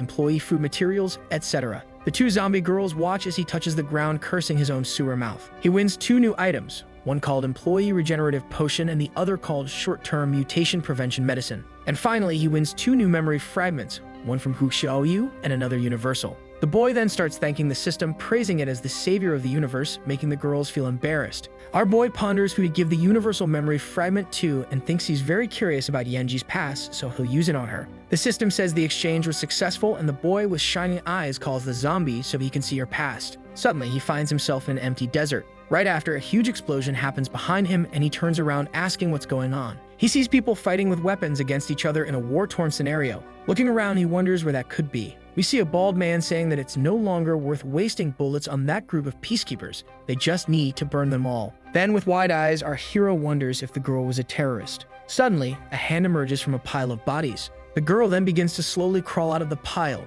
looking around in fear. She looks up and starts dragging herself out and doesn't stop crawling for quite a while, always moving forward. A few seconds later, we see a flamethrower ignite. The flamethrower then begins to burn the bodies of all the people around where the girl was. Then we see the starry sky with a bright moon, full of smoke and fire. Someone says that maybe they didn't gather the peacekeeper team Snowy Owl just to take down the country's terrorist group. The man continues, saying to her that they were almost annihilated just because she saved a little girl from the clutches of violence. He says that a small act of kindness can be enough to trigger an alert among those terrorists, and the most ironic part is that the little girl ended up working as a spy. Finishing, he says that out of 67 people, only 1 survived, and that's how the Snowy Owl group ended. A flag flutters in the background as the man concludes by saying that thanks to the information she brought, the wolf group is completely destroyed. He lays a bouquet of roses in front of a grave, saying that the number of Snowy Owl troops will always be preserved and inherited. The girl next to him looks on with an empty, emotionless gaze. The man turns his back to her and says that he's able to do that. He continues, saying the organization has prepared a vacation for her and psychological support,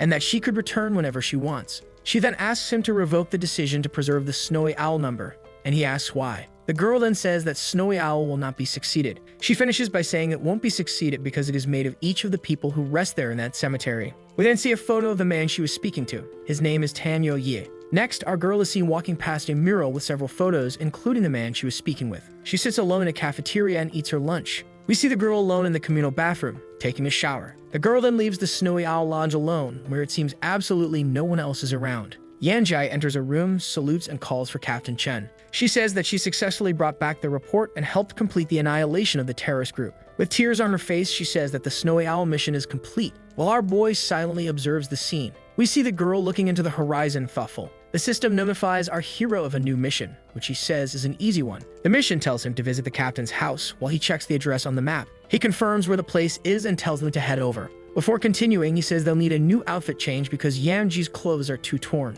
We then see the sun rising over the city's edge, giving the impression that some time has passed. He's tired and says it's very frustrating. The system says they're close but doesn't say exactly where the captain's house is, and he wonders how he's supposed to find it. Taking a deep breath, he stops and says that maybe they're just unlucky today. And then finally he stops and thinks it's a good time to find a place to spend the night. As soon as he finishes saying that, he hears a nearby gunshot. Then we hear someone yelling for everyone to move quickly. We then see a group of people, and one of the men with glasses keeps shouting for them to run faster. Our hero tells his girls to go stop the zombies while he goes to save the people. The girls then run toward the attacking zombies. The two have very similar attack patterns, jumping from above onto a zombie with serious, cold looks. While one attacks with punches, the other attacks with kicks, both extremely lethal. One of the survivors asks who they belong to and where they came from, and the other replies that he's not really sure, but they're really strong. One of them looks back and says there's still a zombie behind them. Suddenly, that zombie is smashed to the ground by our hero, who lands on it with his new sword. The two survivors stare at the scene. The boy, smiling, asks if they're hurt and if they can stand up. One of the survivors with a trembling mouth says that no, they're not hurt. Still smiling, our hero says they would have been done for if it weren't for their help. The other survivor with glasses asks if he can help them. Our hero, looking doubtful, says it's fine. Suddenly, the system shows he has a new mission with a difficulty rating: to listen to the group and defeat a werewolf. Our hero wonders if it's really a werewolf or just another mutant zombie. The people from the survivor group respond that they don't know, but they've been trapped there for 4 days, all because they looked at it. Ko says now he's interested. The guy says that as long as our hero protects them, he'll be able to take whatever he wants once they reach the camp. Smiling, he says he's going to collect on that, while the survivor with glasses says it's a promise. Suddenly, the sounds of combat seem to come from the building in front of our hero. Everything points to the werewolf they were talking about finally showing up. Kao tells Yanji to take care of it. Then he puts Xiaoyu in charge of protecting the survivors while he goes to cover the other. And then out of nowhere, one of the survivors pulls out a gun. Our hero, confused, looks back. The survivor with glasses has a manic look in his eyes, staring straight ahead. He then yells for everyone to go, while our hero notices that all of them now have either a firearm or long-range weapon. Lost, our boy wonders what is going on. Yanji attacks furiously and hits the werewolf in the chest. The survivors take the opportunity and use their long-range weapons to shoot at the werewolf. Our hero tells them to wait because his mate is still in the line of fire. Clearly, the survivors don't wait and begin to open fire on the werewolf. Our hero tells Yanji to dodge quickly. The girl looks back with a blank expression but notices bullets coming her way. She narrowly and with great effort dodges the line of fire using a car for cover. The werewolf that was in front of her gets riddled with bullets from the survivors. Our hero grabs one of the survivors by the shirt, angry. He complains that his maid was still in the front line when they opened fire, and the survivor says he was just trying to help. Annoyed, he lets go of the survivor's shirt and pushes him. He tells the survivors to find somewhere to hide because with that amount of gunfire, they're going to attract a bunch of zombies. Then he says he's a man of his word and will definitely keep the promise he made to them. Looking at Xiaoyu, he says to go after them. We see tall buildings with smoke coming out of some of them, indicating combat. The werewolf keeps running and howling. Yanji keeps running after him. The werewolf takes advantage of passing next to an old car, rips off its door, and throws it at the girl.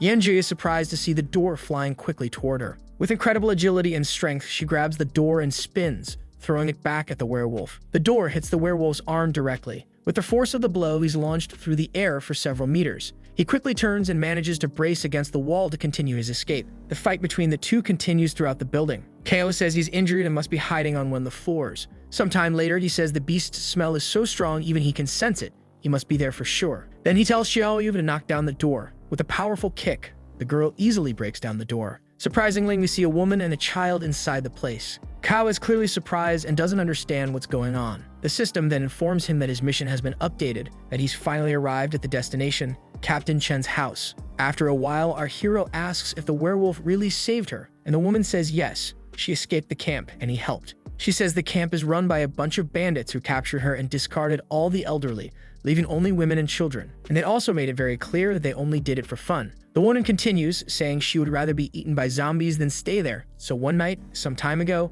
she escaped during a zombie attack. She says that, desperate and in a horrible situation, trapped between zombies and a bunch of bandits, she met the werewolf. Meanwhile, our hero rounds a corner in the apartment and finds a certificate of achievement for a hunting dog named Tank. Our hero thinks that the rescue and hunting dog adopted by Captain Chen has evolved into a zombie. Meanwhile, we see Yanjie looking at the werewolf in the room next door. Kao says that the reason the werewolf appeared that night is because maybe it thought they were in danger and wanted to save them. He goes on to say that his life must be very sad because he tries to help as many people as he can, but the vast majority of them always end up turning into zombies. And then, remembering Yanji's memories, he says the werewolf really does resemble someone. Suddenly, a scream draws their attention. Someone calls for Tank's help. The survivor with glasses is holding a gun to the woman's face, surprised that he's also there and telling him not to worry. Then he insults the woman and says she's one of his. Then inside the buildings, someone screams no. We see 3 people at the door of an apartment looking inside. The survivor with glasses holds the girl by the hair, saying that even if he had to search the ends of the earth, he would definitely find what's his. A voice then tells him to let her go. The survivor then ironically celebrates upon seeing that it's Kao who appears. While they point their weapons at the boy, he says that no one in the world wants to see this, that it's enough for him to kill the werewolf as promise, and they'll pay him. With an evil smile, he says that if he wants, he'll even let him keep the girl. Kao then takes a deep breath and tells himself that he's finally meeting the apocalypse. We then see the enraged werewolf and Yanjie putting her hand in front of him, not letting him pass or go after the survivors. While our hero thinks that dogs became human, but humans became worse than dogs. The survivor then asks him if that was the answer he was going to give and says it's a shame because he was even going to spare their lives. And then the man points, and the other survivors charge forward as he yells to grab the two women. Calmly, Kao calls out to Yanji and Xiaoyu. With a clearly insane look, he tells them to go after them. Two of the survivors rush quickly toward the girls. A blur passes near one's head and the other's face, and then as quickly as it appeared, it vanished and made the men's heads turn at an angle that shouldn't be possible. The next second, the two women land gracefully in front of the bodies. They then let out a terrifying scream. Two other survivors, upon hearing the scream, realize that the girls are zombies and that Kao is taking care of two zombie girls. They then start to run in desperation. The werewolf then lets out a low howl and starts to want to go after them. But Kao stops him, saying that a rescue and hunting dog shouldn't go against its own nature and should leave that to them. Meanwhile, one survivor is running while saying that anyone who takes care of zombies is crazy. He doesn't even notice but runs straight into something and falls to the ground. Suddenly, seeing what he bumped into, he starts running in the opposite direction upon realizing it's Yanji standing in front of him. But a few seconds after starting to run, he notices that Xiaoyu is waiting on the other side. The boy screams desperately with nowhere to run as the two girls approach him. He keeps screaming while each of them grabs one of his shoulders. The girls then decide to tear off a piece of him for themselves. Another survivor is still running through the building's hallways. Suddenly, he notices a blur at the corner of a hallway. He sees an opening in a door of one of the apartments and runs in there. Desperate upon entering, he ends up slamming the door shut behind him. The man is frantic and curses his friend for not giving him a weapon and thinks that clearly he wanted him dead. Then he thinks that he closed the door too hard, maybe way too hard. He then brings his hands to his mouth, trying not to make even a breathing sound as he hears footsteps in the hallway outside the door. The footsteps are clearly getting closer and closer as he nervously watches the door. Suddenly, the footsteps begin to fade, making him more and more desperate. Unfortunately, the desperation was so great that the guy ended up wetting his own pants and wonders if she's gone and that it seems like he's safe. Then he starts to hear the dripping sound from his own pants because after relaxing, he couldn't hold it in anymore. A second later, a hand bursts through the wooden door beside him. Through the hole, we see Shoyu's expressionless face as always looking inside. She seems to notice the boy next to the door and shows a faint smile. The survivor with glasses keeps running desperately through the corridors. He turns around, pointing his gun down the hallway, and asks Kao if he's not worried about integrity since he's hunting his own client. Our boy says he's not worthy of being called human, so he doesn't consider him a person. The man becomes slightly desperate when he sees that his pistol is out of bullets. Still running, he throws the pistol behind him on the floor. As he runs, he explains that in the apocalypse, they fight and risk their lives by giving food and shelter to women. Turning a corner, he asks what's so wrong about using them as toys from time to time as a form of trade. Kao turns the corner behind the man with glasses quickly. Then he finds himself entering an apartment. Next to the entrance door, there was another door where the survivor was hiding with a knife and sees the boy passing by. Taking advantage that the other didn't see him, he jumps at him with a knife in hand.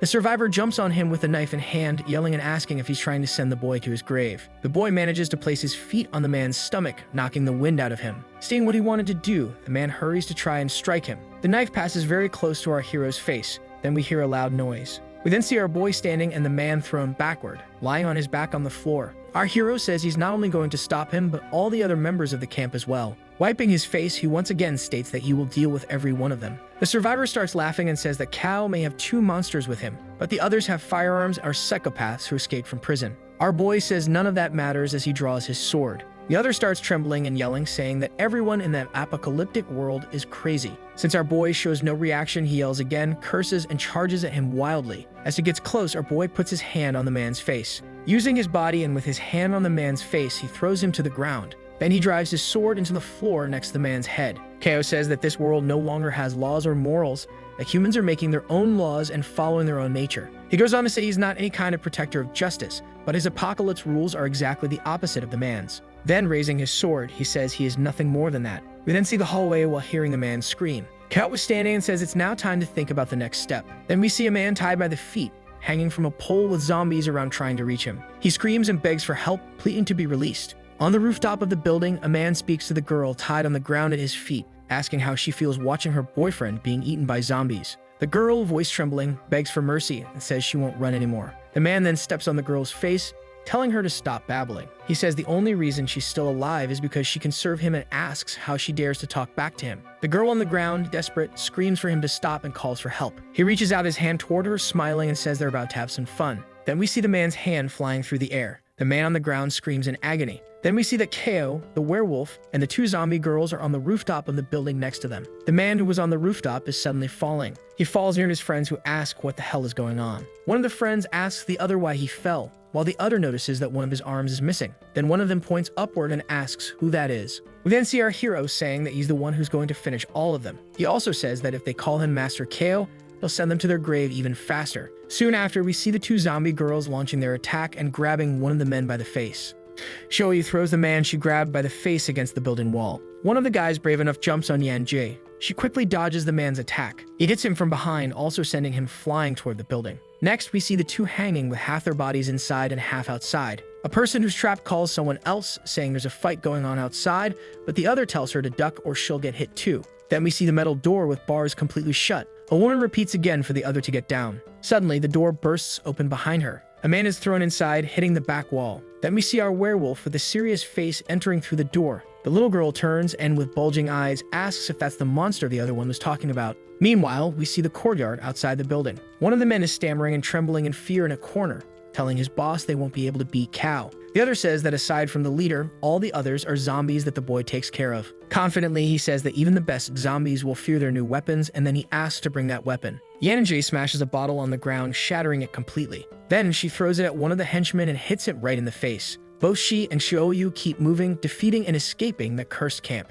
Then we see the barrel of a gun turning toward the two. The guy with a mounted weapon on top of a car clenches his teeth as he pulls the trigger. The two manage to jump and dodge, but the shots hit one of the henchmen who was between them. The armored car keeps coming, firing non-stop. From above, we see the destruction the car and the weapon cause in the open courtyard. Cal looks at the people he rescued and tells them not to leave no matter what happens. He turns to the guard dog and says he's leaving everything to him. The werewolf then nods affirmatively while staring ahead. Meanwhile, the tank crew keeps firing and taunting Ko to show himself. The leader inside the car shouts, asking how they dare invade his territory, and tells his buddy on top to keep firing at full blast. We quickly see the werewolf beside the building surrounding the car. The guy with the gun atop the car sees the werewolf and asks if he thinks he's immortal while firing at him. The werewolf is then hit in several parts of his body. Then he remembers Ko telling him that was a regenerative serum, and after injecting it, his wounds would heal much faster. He gives the injection to the werewolf and says he's leaving all of that to him because he has the duty to protect everyone. Next, we see all the bullet holes quickly regenerating on the werewolf's body. The werewolf is then able to run quickly and circle around the car. Meanwhile, Ko yells that this is the moment for his zombie girls. As we see them positioning themselves, he says this is the only chance they have, and he adds that they have to make it. The gang leader clenches his teeth, saying they have guts. He spins the steering wheel quickly, causing his shots to spray in every direction. One of the shots grazes the middle of Shoyu's hair as she continues heading toward the car with a surprised look. The man controlling the weapon screams and keeps firing wildly in all directions. But not for long, because Yanji drops onto him with a piece of a manhole cover, making him stop. Then we see Ko's shadow in the window of the armored car. Next, he rips off the door with one hand and throws it far away. The gang leader is inside, begging not to be sent to his death, saying he'll give anything Ko wants. Kao looks calmly as he asks if he's finally feeling fear. Our boy turns his back and tells him to remember that feeling the fear well, to bury it deep inside his body, while the man thanks him for the mercy. A few steps later, he stops and says to take all those feelings, or him, to hell. Then he turns around and strikes the gang leader's head. Sometime later, they cleared out the entire bandit hideout and rescued all the prisoners. They also cleaned Captain Chen's house and locked all the doors. Then we see our boy with a smile on his face and his two zombie girls behind him as he says it's time to move on. He also told the survivors to leave the city and head north, hoping to meet up with Meng Dai's group, and Tank decided to stay behind and escort them. Looking at the blue sky, he thinks and firmly believes that at some point in the future they'll meet again. Smiling, he thinks that his mission is finally complete and wonders if the dog is a new species he's never seen before. The boy stops to think about the situation with the zombies and how little he knows about it, and he considers going to the disease control center to find out more. Thinking about all the work it would take to get to the CDC, he ends up giving up and says he doesn't understand any of that and will only think about it when necessary. The system informs him that his mission has been completed and that he received 30 employee loyalty points as a reward. All smiles, he says he can't wait to see what happens when the loyalty level reaches 100%. Suddenly, the system notifies him about the daily interest calculation and informs him that his current payout is 413 points. Another notification pops up saying that he canceled a Class B mission 3 days ago, and as punishment, the system will deduct 10 times the point value. He becomes desperate upon noticing that due to the lack of points, 5% interest has been applied to his debt. Once again, he remembers scenes from the past he'd like to forget, when he went to the bank to ask for a loan and had the request denied again. Nervous and flustered, he tells himself to forget it and that he'll move on. while the two zombie girls look at him with confused faces. He then thinks about retrieving Shoyu's memory fragment and starting a new mission. He then commands the system to activate the second memory fragment of the zombie girl. A bright light makes him close his eyes. Reopening them, he thinks that it's always so bright when entering a memory that he should buy sunglasses for next time. We're then met with a giant rainbow birthday cake. Suddenly, we see her parents and her brother smiling and happily congratulating her. Our boy stands still smiling, wondering if that's really girl's family. He then wonders where she is. Next, we see the girl's mother irritated, looking around and asking where the food is. Our zombie girl is in the kitchen apologizing and says she'll finish quickly as she chops vegetables on the cutting board. The little boy complains to the father that his sister bought the blue soda, but he doesn't want blue soda. He wants the red one. The father, fiddling with his phone, asks the boy if they're not the same thing. The boy then starts making a huge scene saying they're different, yes. He begins to thrash and scream that he wants the red one. The girl coming into the room has her face splashed with soda when the little brother points his cup at her and says it's all her fault. She is caught by surprise with the soda on her face and tries to shield the plate of food in front of her. With an expressionless face, she stands still while the soda drips down her face and blouse. The mother then asks why the girl is just standing there and tells her to go buy the soda for her brother and clean up the mess. Seeing that the girl wasn't reacting, the mother asks if she thinks it's unfair and says that the brother got mad because she bought the wrong thing, so she deserves it. Still standing there, staring in disbelief, she gives up and says she understands. Then she leaves the house, slamming the door. Our boy, who watched the whole scene unfold, makes a serious face. Next, we see streetlights with snow falling. We then approach a 24-hour convenience store. Choyu comes out of the store with a bag in her hand. The bag contains only the red soda that her brother wanted. In her other hand, the change from the soda. She closes the change in her hand angrily, and suddenly she turns around to re-enter the store. We again see the streetlight with snow falling around. Then we see a very beautiful plaza during a snowy night. A match is struck in the midst of that cold and damp night. Then a candle is lit. Shoyu is kneeling in front of a bench saying that it finally lit. Then we see a small tart with the candle stuck in it, while she sings happy birthday to herself. Happy, she leans forward to eat her birthday tart. Kao watches her from afar. She tells herself to make a wish and says she wants to save enough money for university, find a good job, and have her own house. With her hands together in front of her face, she says again that she wants a real house. Our boy continues watching from afar with a serious face. Then, a few seconds later, she blows out the candle,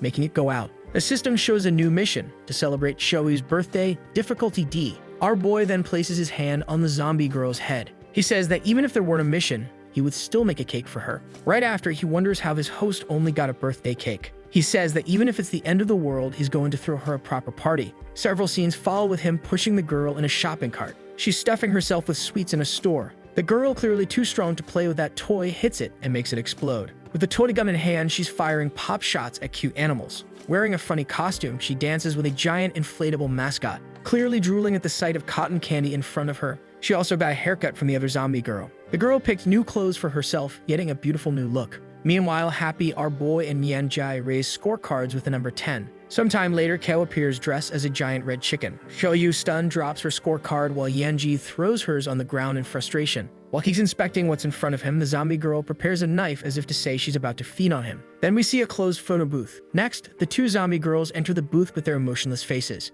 Our hero, not wanting to be left out of the photo, decides to enter too, squishing the two. Yanji grabs his head and pushes it against the camera, leaving him clearly distressed. The photos start printing and all of them come out very funny with his face pressed up against the camera edge. Shoyu stands outside looking at the freshly printed photos. Even with her blank and expressionless gaze, she seems to be thinking about something. Kao calls her and tells her to stop daydreaming. It's time to go, hey. The girl then turns and runs after them. The boy tells Yanji not to take that cake because it's been 2 months since the apocalypse started and it must be spoiled. Then he reveals that the reason they're there is so they can make the cake themselves. And then Kao thinks that once the cake is ready, Shoei's loyalty will shoot through the roof. On one side, they have all the necessary ingredients to make a cake, and on the other, a recipe book. Next, our hero asks Yanji to bring the eggs. Seeing the eggs fly and smash against the wall next to him, he says he'll get the next ones himself. Suddenly, he looks at Yanji and sees she's holding a sack of flour above her head, ready to pour it into the bowl in front of her. She's clearly upset that he's criticizing the incredible job she's doing, while he thinks it's obviously his fault and that she should rest. While cracking the eggs, he lets the shell fall in and dumps 1 kilogram of sugar into the batter and, of course, adds way too much water. After a lot of effort, he realizes it was naive of him to believe he could make a cake on his own, and that maybe he'd have better luck spinning a roulette wheel. Then he remembers the scene he saw in the girl's memory, sitting alone in front of the bench, and gives a slight smile. He stretches out and says he's going to try again until he gets it right. 100 years later, but really only 6 or 7 trees. Keva stands proudly in front of his perfectly made cake batter, which he finally managed to make on his own. Happy, he heads toward the door thinking that now all that's left is to bake it. He's glad the generator is ready, and with his hand on the plug, he thinks now he just needs to connect power to the whole store. Next, he plugs the power cable into the outlet. As soon as he turns on the power, a loud sound starts to play and music reaches his ears. Uneasy, he notices that the store has a connected sound system. The music starts blasting loudly from the speakers outside the store. And obviously, all the zombies in the area turn to look in that direction. Our boy starts to become completely desperate, knowing what's about to happen. Countless zombies begin marching furiously toward the music. The zombies run quickly in the direction of the sound. The power cable is quickly pulled out of the socket. Our hero, with the cable in hand, says they were too careless and tells them to get ready to fight. Xiaoyu, now in her new outfit, runs and gets into position. Our boy looks at her and says that today she won't need to fight. Then, summoning his sword, he tells her to leave everything to him and Yan Jai. He then says it's a new company policy for employees to have a day off on their birthday. So he tells the other to take care of all the zombies inside while he shuts the door. Yanji wastes no time and immediately starts handling the zombies. Kao runs desperately to the door and sees that many zombies are still coming their way. As soon as he closes the door, the zombies slam into it, and he wonders why they had to give him trouble today of all days. He notices that Yanji is using a utensil she shouldn't be to fight the zombies. He yells at her that it was supposed to be used for the cake, not on them. She looks at the counter, grabs another tool, but our hero says that one also isn't a weapon, and she should leave it on the counter. Then the system says it has stopped an employee because she showed the intention of attacking the boss, while he says he worked on that for hours. Still, with no expression on her face, she starts launching plates and cutlery as weapons. Basically, she manages to hit all the zombies with her super powerful plates. Meanwhile, Kao pauses to think that just baking a cake is kind of boring. A few seconds later, he has a brilliant idea. He then asks Yanji to take Xiaoyu to the top floor and says he'll be there soon to meet them, and the girl waves and takes the other's hand. Before she goes up, our hero calls out to Xiaoyu and tells her that after she reaches the top, she should close her eyes and wait for him. Then the two girls run toward the top of the building. We see a few cars stopped and a giant truck in the middle of the street as Kao says he's come up with a brilliant strategy. Sometime later, we see him smiling, saying the cake is ready and everything is prepared. The system shows Yanji's status window, and then we see that he's activated collaborative work mode with her. He had never activated this collaboration mode with Yanji before, and holding the cake in one hand, he prepares for what looks like a sprint. And then, starting his run, he thinks that the sensation is completely different from when he collaborated with Xiaoyu. The collaboration with Yanjai is completely calm and clear. Looking at the number of zombies in front of him, he says that he can do it. He steps on the faces of zombies while holding the cake in his other hand and says that no one will stop him from delivering that cake. Right after, he shouts even louder that no one will stop her from eating her cake. Dodging a zombie attack, he says that no one will be able to force her to wait any longer. He throws the cake into the air and uses his sword to strike down countless zombies before it falls back. And in the next second, he manages to catch the cake and balance it again in his hand. At the top of the building, Yanji continues fighting countless zombies alone. Shoyu stands in a corner just watching the fight. She then follows the order of her boss with her blank gaze and closes her eyes. Kao thinks that even if he feels bad using all that fuel, making his employee happy is much more important. We see that he has lit several candles connected to a bit of gasoline. And in the end, he throws a lit birthday candle backward. Then he yells for Xiaoyu to open her eyes. She, still with her eyes closed in concentration, starts to open them slowly. At the exact moment when the candle is flying toward the puddle of gasoline with fuses attached. The second the flame touches the gasoline, a huge explosion occurs. And then we see that the entire street lights up, shooting fireworks in all directions. Then, smiling and shouting, Kao says that this is his present for her, limited edition Apocalypse birthday fireworks. The girl, eyes wide in disbelief, stands watching the colorful display. Yanji also keeps watching while holding a zombie in her hands. Kao then runs over and brings the cake to Xiaoyu, saying the frosting spread nicely. Showing her the cake, he promises to always bake her a cake on her birthday as long as he's alive, and invites her to make a wish. The girl, who had been serious until then, demands a smile. Our hero begins to sing happy birthday to the girl as the candle flames go out. The system informs that Xiaoyu thought the cake tasted strange, but that she is kind and says nothing. Amid the view of a sea with several combat zones, we learn that Sunishore has developed a lot in recent years, especially due to high-class industries. Because of economic growth, the old city was replaced by residential areas, while the industry was moved to New City. However, the basic resources are nothing more than leftovers that remained after the outbreak, so our hero decided to head to the old city. We get a summary of the adventures so far. It's been a month and a half and he has already completed 89 out of 100 missions. Behind our hero, a little boy calls out. He then asks how the bridge is, and we are informed that his name is Hoyan and that Kao met him near the river a few days ago.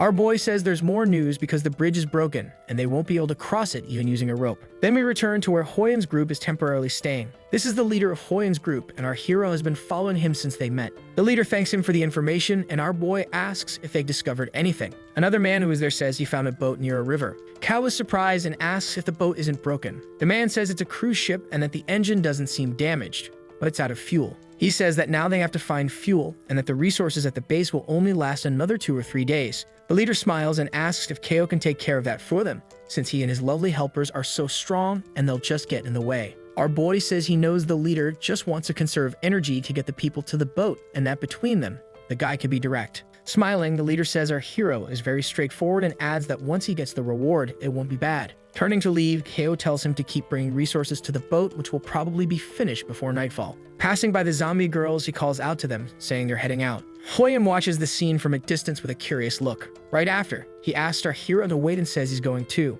Our hero, with a bored face, thinks that the more time he spends in the apocalypse, the more irritating human beings become. Sometime later, we see a gas station full of zombies. We see Shoyu with her fist charged with red energy rushing in to attack the zombies. She releases her energy, completely covering some zombies in front of her. Her strike leaves a trail on the ground and knocks several zombies into the air, practically incinerating them. The system shows us that Shoyu gained a skill called Heavy Cleaver that significantly increases her combat abilities but has a fixed cooldown time. Our boy watches proudly, saying that this new power can compare to her first one how strong it is. Hoyen is amazed by Shoyu's power and asks if it's kung fu and if she can teach him. Our hero grabs the boy by the shirt and asks why he wants to learn that and tells him to hurry up because they need that fuel. Meanwhile, we see the zombie girls working and fighting to clear the area. He enters the gas station store and says he'll check it first and asks the boy to find a few things they can use. The boy compliments Kao, saying he's very kind and that it's the first time he's seen someone volunteer to go straight into battle in that apocalypse. Our hero says he's a businessman.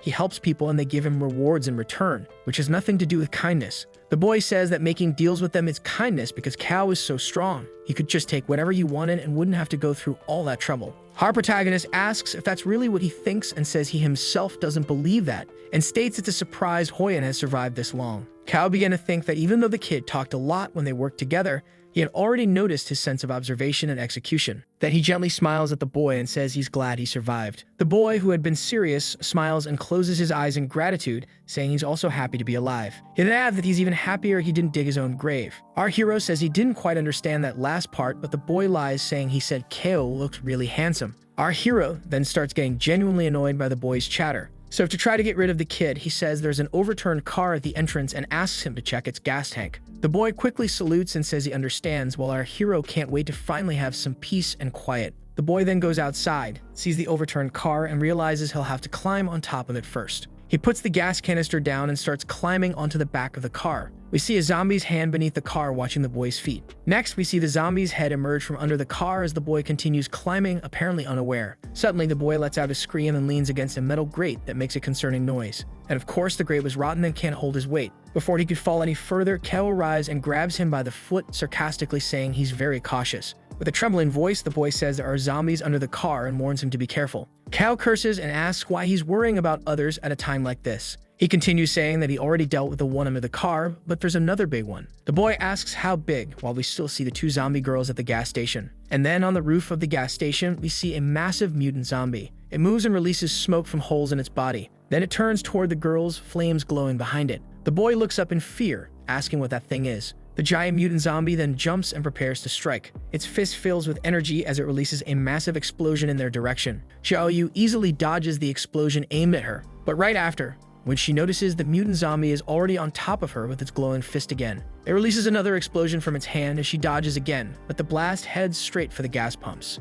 Kao panics when he sees the explosion is going to hit the pump. He immediately grabs the boy and jumps, trying to escape the resulting blast. The energy touches the gas pump and causes a massive explosion. A few seconds later, Kao asks if the boy is okay, and the boy stammers, saying yes. Desperate, he asks our hero what they're going to do now because the zombie seems way too strong for them. Our protagonist agrees and says they really can't continue like this. Then he stands up and tells Hoyen to leave first. Seeing the boy's concern, he says it's fine and that if the boy stays, he'll just be a distraction. The boy understands that he'll leave with the fuel they managed to get and prepare everything. As he's leaving, he keeps talking, saying he'll wait for our hero. Then, sword in hand, Kel breathes and gets ready. Next, he leaps into battle. In the next moment, we see all three of them charging at the mutant zombie and attacking. The zombie is truly massive and seems to be handling the three of them at once quite well. Our hero is surprised to see that it really managed to defend against all three attacks at the same time. The zombie releases smoke into the face of our hero, who had attacked from behind. The zombie smiles and then explodes the smoke it had just released in our hero's face.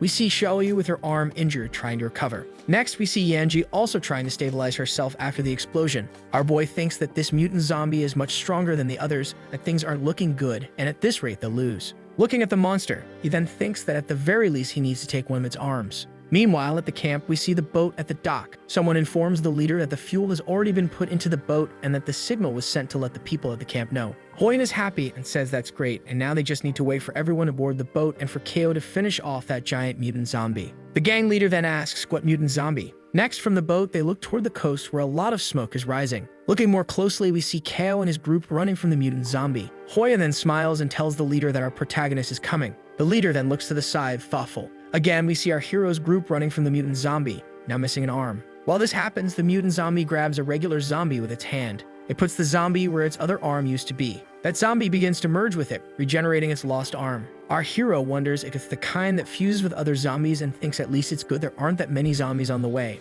Right after, he thinks that all they have to do is reach the boat, and then he finally stops to look out to the sea and sees the boat in the distance. He exhales and with a trembling voice, sees that they really left. The system shows the rank B mission to escort the commissioner to the boat as completed. Then our hero stays silent for a while and thinks, then calls the two zombie girls and tells them to execute Tactic C. He yells, cursing, and draws the mutant zombie's attention. They stare at each other for a while. The zombie finally, impatiently, jumps to pounce on our hero. Yanjai sees the opportunity and throws something at the zombie. She hits the target square in the chest of the giant. At the same time, Xiaoyu comes down from above with her kit prepared and aimed. The monster manages to block the attack with its arm. Suddenly, a tear starts to open on the monster's shoulder. An eye opens on the shoulder of the giant mutant zombie. But not giving the monster time to breathe, our hero comes in with his sword aiming at the other arm. While looking at the boat and thinking that he believed again in the same promises and in cooperations full of lies. While striking the zombie full of rage, he thinks of the fake friendships and the same thing that's always happened in the world. After defeating the monster, he finishes by saying he's tired of it all. And then he hears a noise behind him and decides to look back and sees a horde of zombies coming toward them. But it's not just zombies, there are people running, saying the boat left and didn't wait for them, and now they're dead because they have nowhere to go. They run from the monsters while screaming and begging for KO to save them. One of the men is finally caught by one of the zombies while calling out his name. With a cold look and seeing the man being caught, he says he doesn't want to help. We see a scene of a group of survivors running while one of them is left behind and the zombies begin to pile on him. In Greek mythology, Sisyphus suffers the punishment of pushing a rock to the top of a cliff. But the rock would eventually fall once it reached the top, so he would have to push it again and again forever. Our hero doesn't want to be like Sisyphus. The system shows a new mission for him of difficulty C called Protect Me. Next, he sees countless system windows with the same mission for him. Our hero stops and thinks that if he saves them now, what will happen next time? Maybe the food will run out, maybe they'll get sick or be betrayed. The rock will never reach the top of the mountain. The girl then finds herself surrounded and calls out for someone, begging anyone for help. She screams louder and louder for help. Our hero then jumps in with his sword and attacks the two zombies that were getting close to her. Sheik, crouched with her eyes closed and having already given up, decides to open one eye to see what happened.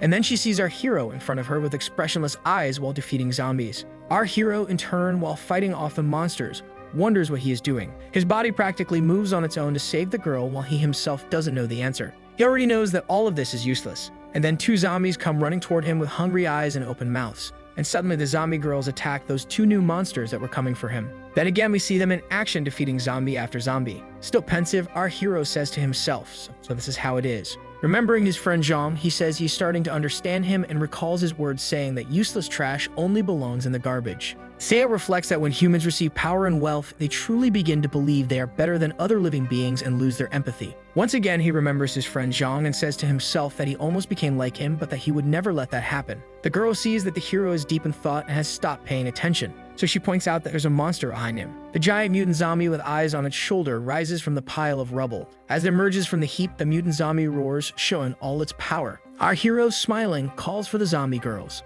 They then charge once again into the attack. So does the mutant monster, who also charges at them. The two of them jump together for another combined attack. As if they were one, they descend with their powerful kicks aimed at the monster. Meanwhile, our hero throws a rope at the creature's arm. The rope lands perfectly, wrapping around the monster's wrist. At the same time, he jumps with his sword in hand for a fatal attack on the zombie. The Ivan's shoulder seems to stare directly at our hero, and this time the arm manages to block his attack. As soon as his attack is blocked, our hero shouts for Xiaoyu. She then comes in, charging her heavy slash attack in her fist. The girl jumps behind the monster and uses her strike, leaving half the beast on one side and the other half on the other. Watching the beast fall again, our hero says that even though the world is like this, and even if he has a power greater than man's, he hopes to continue living as a human being. One of the survivors points to the sea with a smile on his face, telling everyone to look. Then he sees the boat coming toward them. The boy is inside, shouting Keo's name. About 10 minutes earlier, someone had approached the gang leader and said something was wrong with the boat. The leader told the boy that whatever the problem was, to take care of it quickly.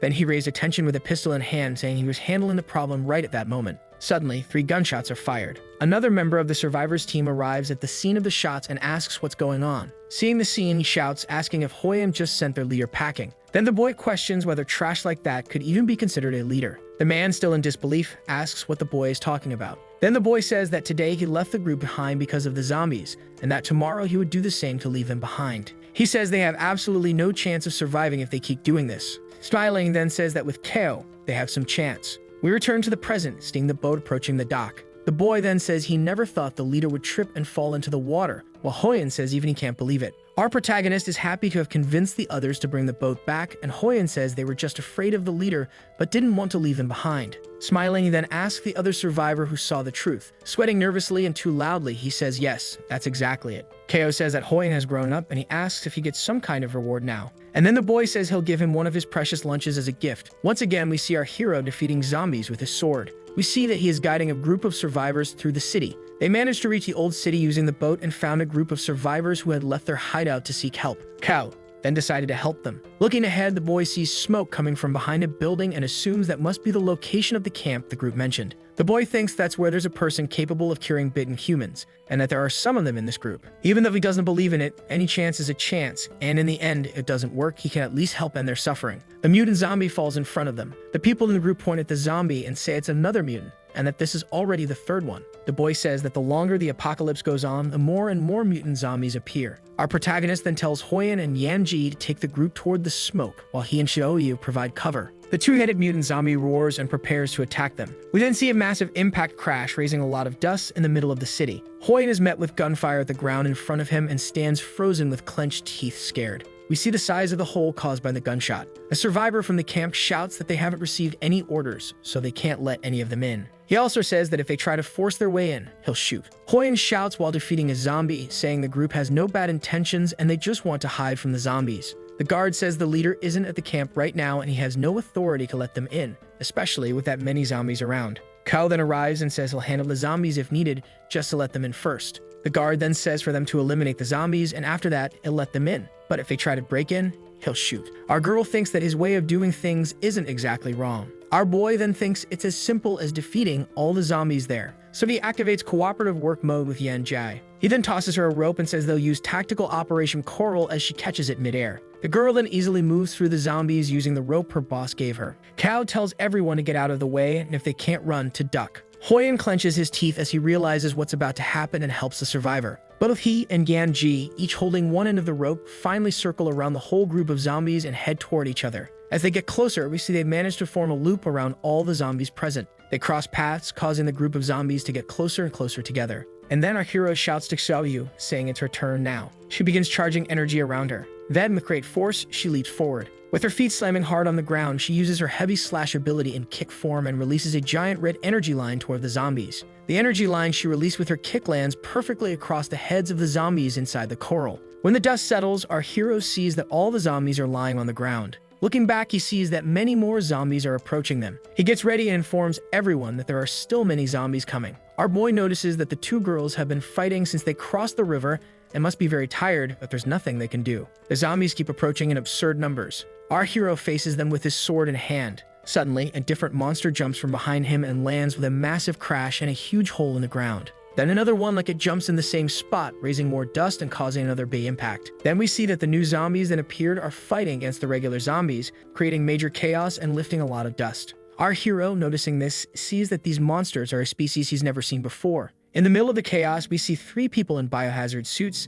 saying the results seem acceptable for a first real combat. One of the men approaches a girl and asks if she's okay and if she was hurt, to which the girl points and says it was just a scratch. The person in the bio suit says it's not a problem even if they were bitten, because they've already invented the cure and will provide food and rest for everyone. Kel looks and asks if he is the camp leader, taking the opportunity to thank him for helping them. The person inside the helmet says he's very kind and that he actually owes him. Our hero, suspicious, doesn't understand what he meant by that. Then he sees his friend Jean greeting him and saying it's been a long time since they last saw each other. We see a hand pulling a boy's hair while asking if the boy doesn't have a lot of money. A boy has his foot on another boy's face, asking how he dares refuse to give money to buy cigarettes while the other begs to be left alone. Then the blonde guy says they're beating the boy not because of the money, but because of his attitude, while the other continues to apologize. The blonde boy says he doesn't care if it's going to happen again or not, he just wants to have fun right now. The boy on the floor then starts peeing on the blonde guy's knees. As soon as he realizes what's happening, the blonde guy gets pissed off, saying that it was disgusting. Then we see another boy finishing relieving himself. Our boy, 17 years old, tells the blonde guy it's over to leave him alone. The blondie says it's not over at all, that the other peed on him, and that he's going to send him to hell. Before he can take another step forward,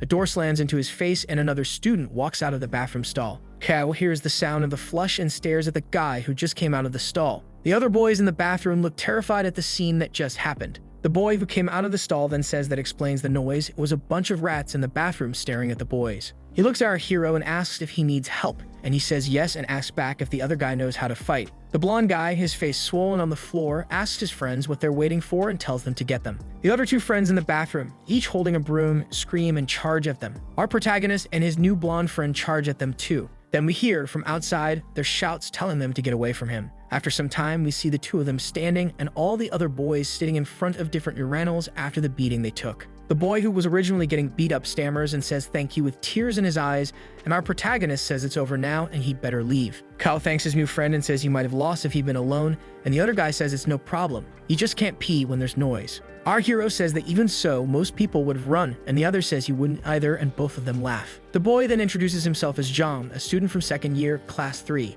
Our hero then introduces himself as Kao, a student from 2nd year, class 16. They both reach out to shake hands, but both remember they haven't washed their hands yet and run to the sink first. Sometime later, the 2 are chatting and leaving school, becoming closer friends with each passing day. The 2 would compete with their grades and like the same games. We see the 2 of them older, each holding a phone, probably playing the same game. A few years later, they even ended up going to the same university. We then see our hero winning first place in the university app development competition. We also see the 2 of them exhausted on the subway, leaning on each other to rest. Next, we see the city buildings lit up at night. Then we see them having dinner at a restaurant. Our hero, with his mouth full, says his theoretical biology app is perfect and that it was all the competition's fault, and now that it's over, he'll have to change it again. John, also with his mouth full, asked if he wasn't planning to start a company. Kao says he was planning to, but things at home aren't good, and he wouldn't have money to treat his mother's illness if he started the company. Then he asks John how things are going with him taking over his father's company. He says not anymore and asks why, since he was so good at managing people.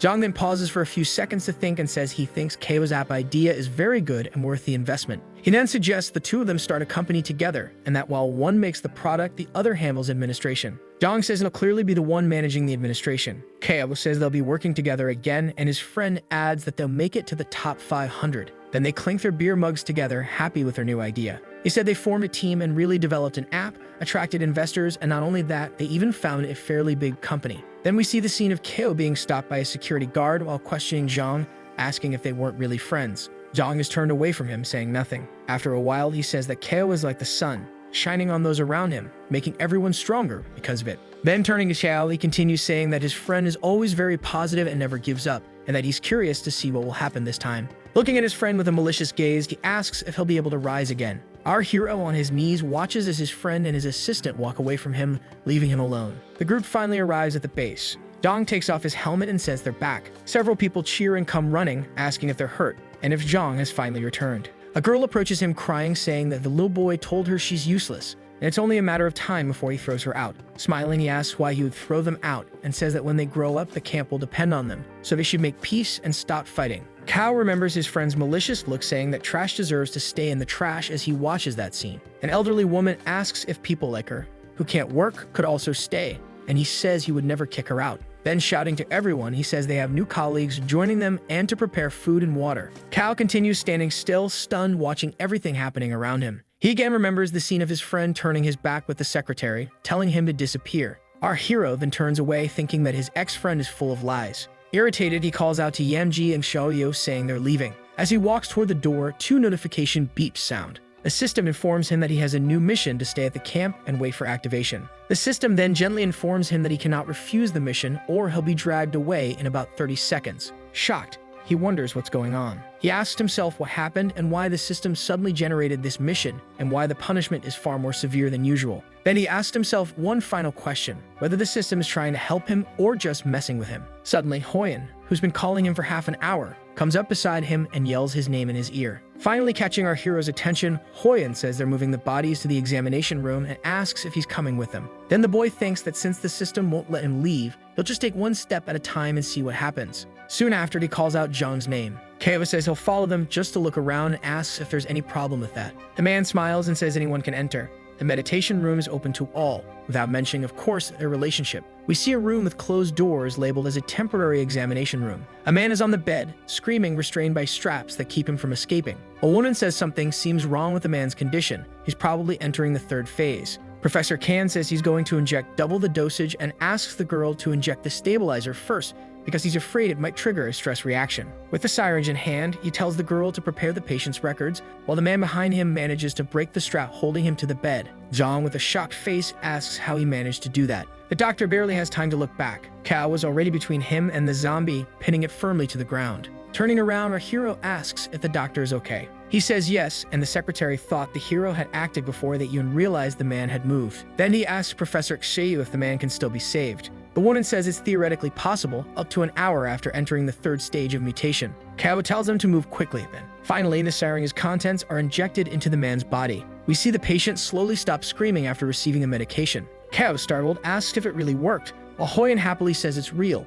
Even the color of his skin has returned to normal. Our hero stands there thinking that humanity might actually be saved. He also wonders if that's the reason the system wants him to stay there. Sometime later, outside the room, the professor thanks our hero, saying that if he hadn't been there, he might have been done for. Our boy, smiling, says it was nothing, but that he still doesn't know who the professor is. Zhang appears, saying he didn't have the chance to introduce them, that when all of this started, he had nowhere to live and accidentally ended up meeting the 2 of them. He continues explaining that after the 2 professors decided to stay in the city and develop the vaccine, they found this central laboratory. They then built the base there, and from time to time he would go out in search of new people to join the camp. Kao then asks if the vaccine still isn't ready, while the ex-friend says that currently it doesn't even have a 50% success rate yet. Our boy then thinks that maybe the system mission has something to do with the vaccine. Dong stands still, thinking for a few seconds, then calls our boy. He starts trying to talk about the things that happened before and stammers. After a few seconds of silence, he suddenly yells that he's really sorry. In shock, Kao asks what he just said. Dong says it's about the things he did to our boy before and admits that he knows he's not trustworthy.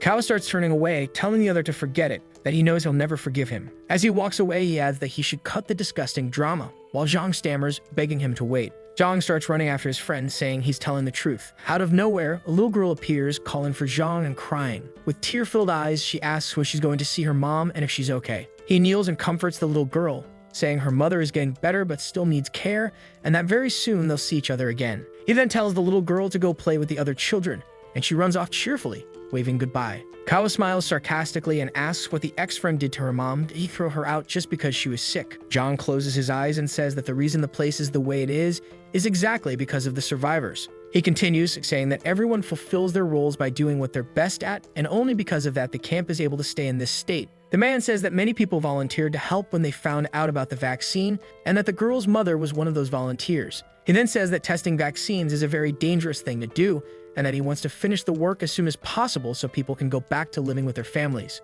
Zhang says he actually only truly understood Cao when he began researching the vaccine and also realized how close-minded he used to be. The people who live in that camp made him realize that only by helping one another can they survive one more day. Before all of this happened, he had only focused on power and money, just like his father used to. And it was after the apocalypse that he realized how meaningless all those things were. Then, full of anger, he shouts that his past self was a complete idiot. He goes on to say that he's not apologizing to earn Cao's forgiveness, but because he regrets everything he did. Cao, not believing it, asks what exactly he wants him to do, but Zhang desperate, says that's not what he meant. Our hero tells him to stop with the act and asks what his real objective is. Zhang then says he'll tell the truth, that Professor Kan worked at the CDC. He continues, saying that place is full of zombies and they've tried to get in many times but couldn't. Then he says he wants to work together with his friend to retrieve the data stored inside. Next, he bows and says he's begging for his help. Desperate, he says that they can only survive with the vaccine, and then he wants to end this nightmare. Our hero doesn't fall for the other's attitude and says he's fake. Zhang says he's being serious and if needed, he'll kneel right there, but our boy says he doesn't need to. Then the ex-friend extends his hands and begs for help, saying that ever since they worked together, they've been able to accomplish anything. Kao thinks that the ex-friend is at least right about one thing, that the world will end quickly if they keep living the way they are. Even if the world never goes back to normal, at least with the vaccine, they might rehearse a peaceful life and slowly recover. Our hero thinks that maybe this is the reason the system made him stay here and is also curious to know how they managed to control the zombies. Then, after pondering for a few more seconds, he finally replies that he'll help the ex-friend. He then goes to approach his friend for an excited hug, saying that this is great, but Kao tells him not to come near him. Staring at the other, he says he doesn't plan to forgive him, much less make peace. He's only helping because of the vaccine. Zhang says he understands and thanks Kao again for helping him. Sometime later, someone says to get ready to move out, and another confirms. Finally, the system window updates with a new mission: recover the virus research data. On a morning with a clear blue sky, zombies are thrown into the air. We see a strange, hairless creature with an open mouth moving rapidly. The creature holds a zombie down on the ground while several others are flung backward through the air. Kao, watching from afar, asks what those two dog-like zombies are. Zhang then replies that those two are the beginning of their research. According to Professor Kan, those two zombies have a certain degree of intelligence and can understand simple commands. He says that during their research, they implanted chips into the creature's brains so that if they disobey or try to harm humans, they receive electric shocks. The man says this mission is very dangerous and asks why he didn't let the two women rest back at the camp. He replies that they're his employees and that their combat capability is greater than that of his own zombies. Huyen suddenly appears, saying that the two are war machines, while Zhang adds that Kao's been putting up with that boy since before the apocalypse. Zhang looks at the girls while thinking that Huyen really might be a good little seedling. Running, the group finally arrives in front of the Center for Disease Control. The professor says the necessary documents are on the 4th floor of the research department. They don't know how many zombies are inside and they'll have to avoid fights, while someone asks if the professor didn't make them a map before they left. Zhang says he did, but the place is huge and they can't rely on that alone, while Kao notices the area near the stairs is packed with zombies. Looking to the side, Kao is surprised to see they have binoculars. They then start discussing the best route to reach the research lab on the 4th floor. After deciding on a strategy, Zhang says it's time to go. Kao says that ever since arriving in the old city, he noticed the zombies seem to have different colors from those in the new city. Passing by some zombies on the ground, he says their color here is very strange.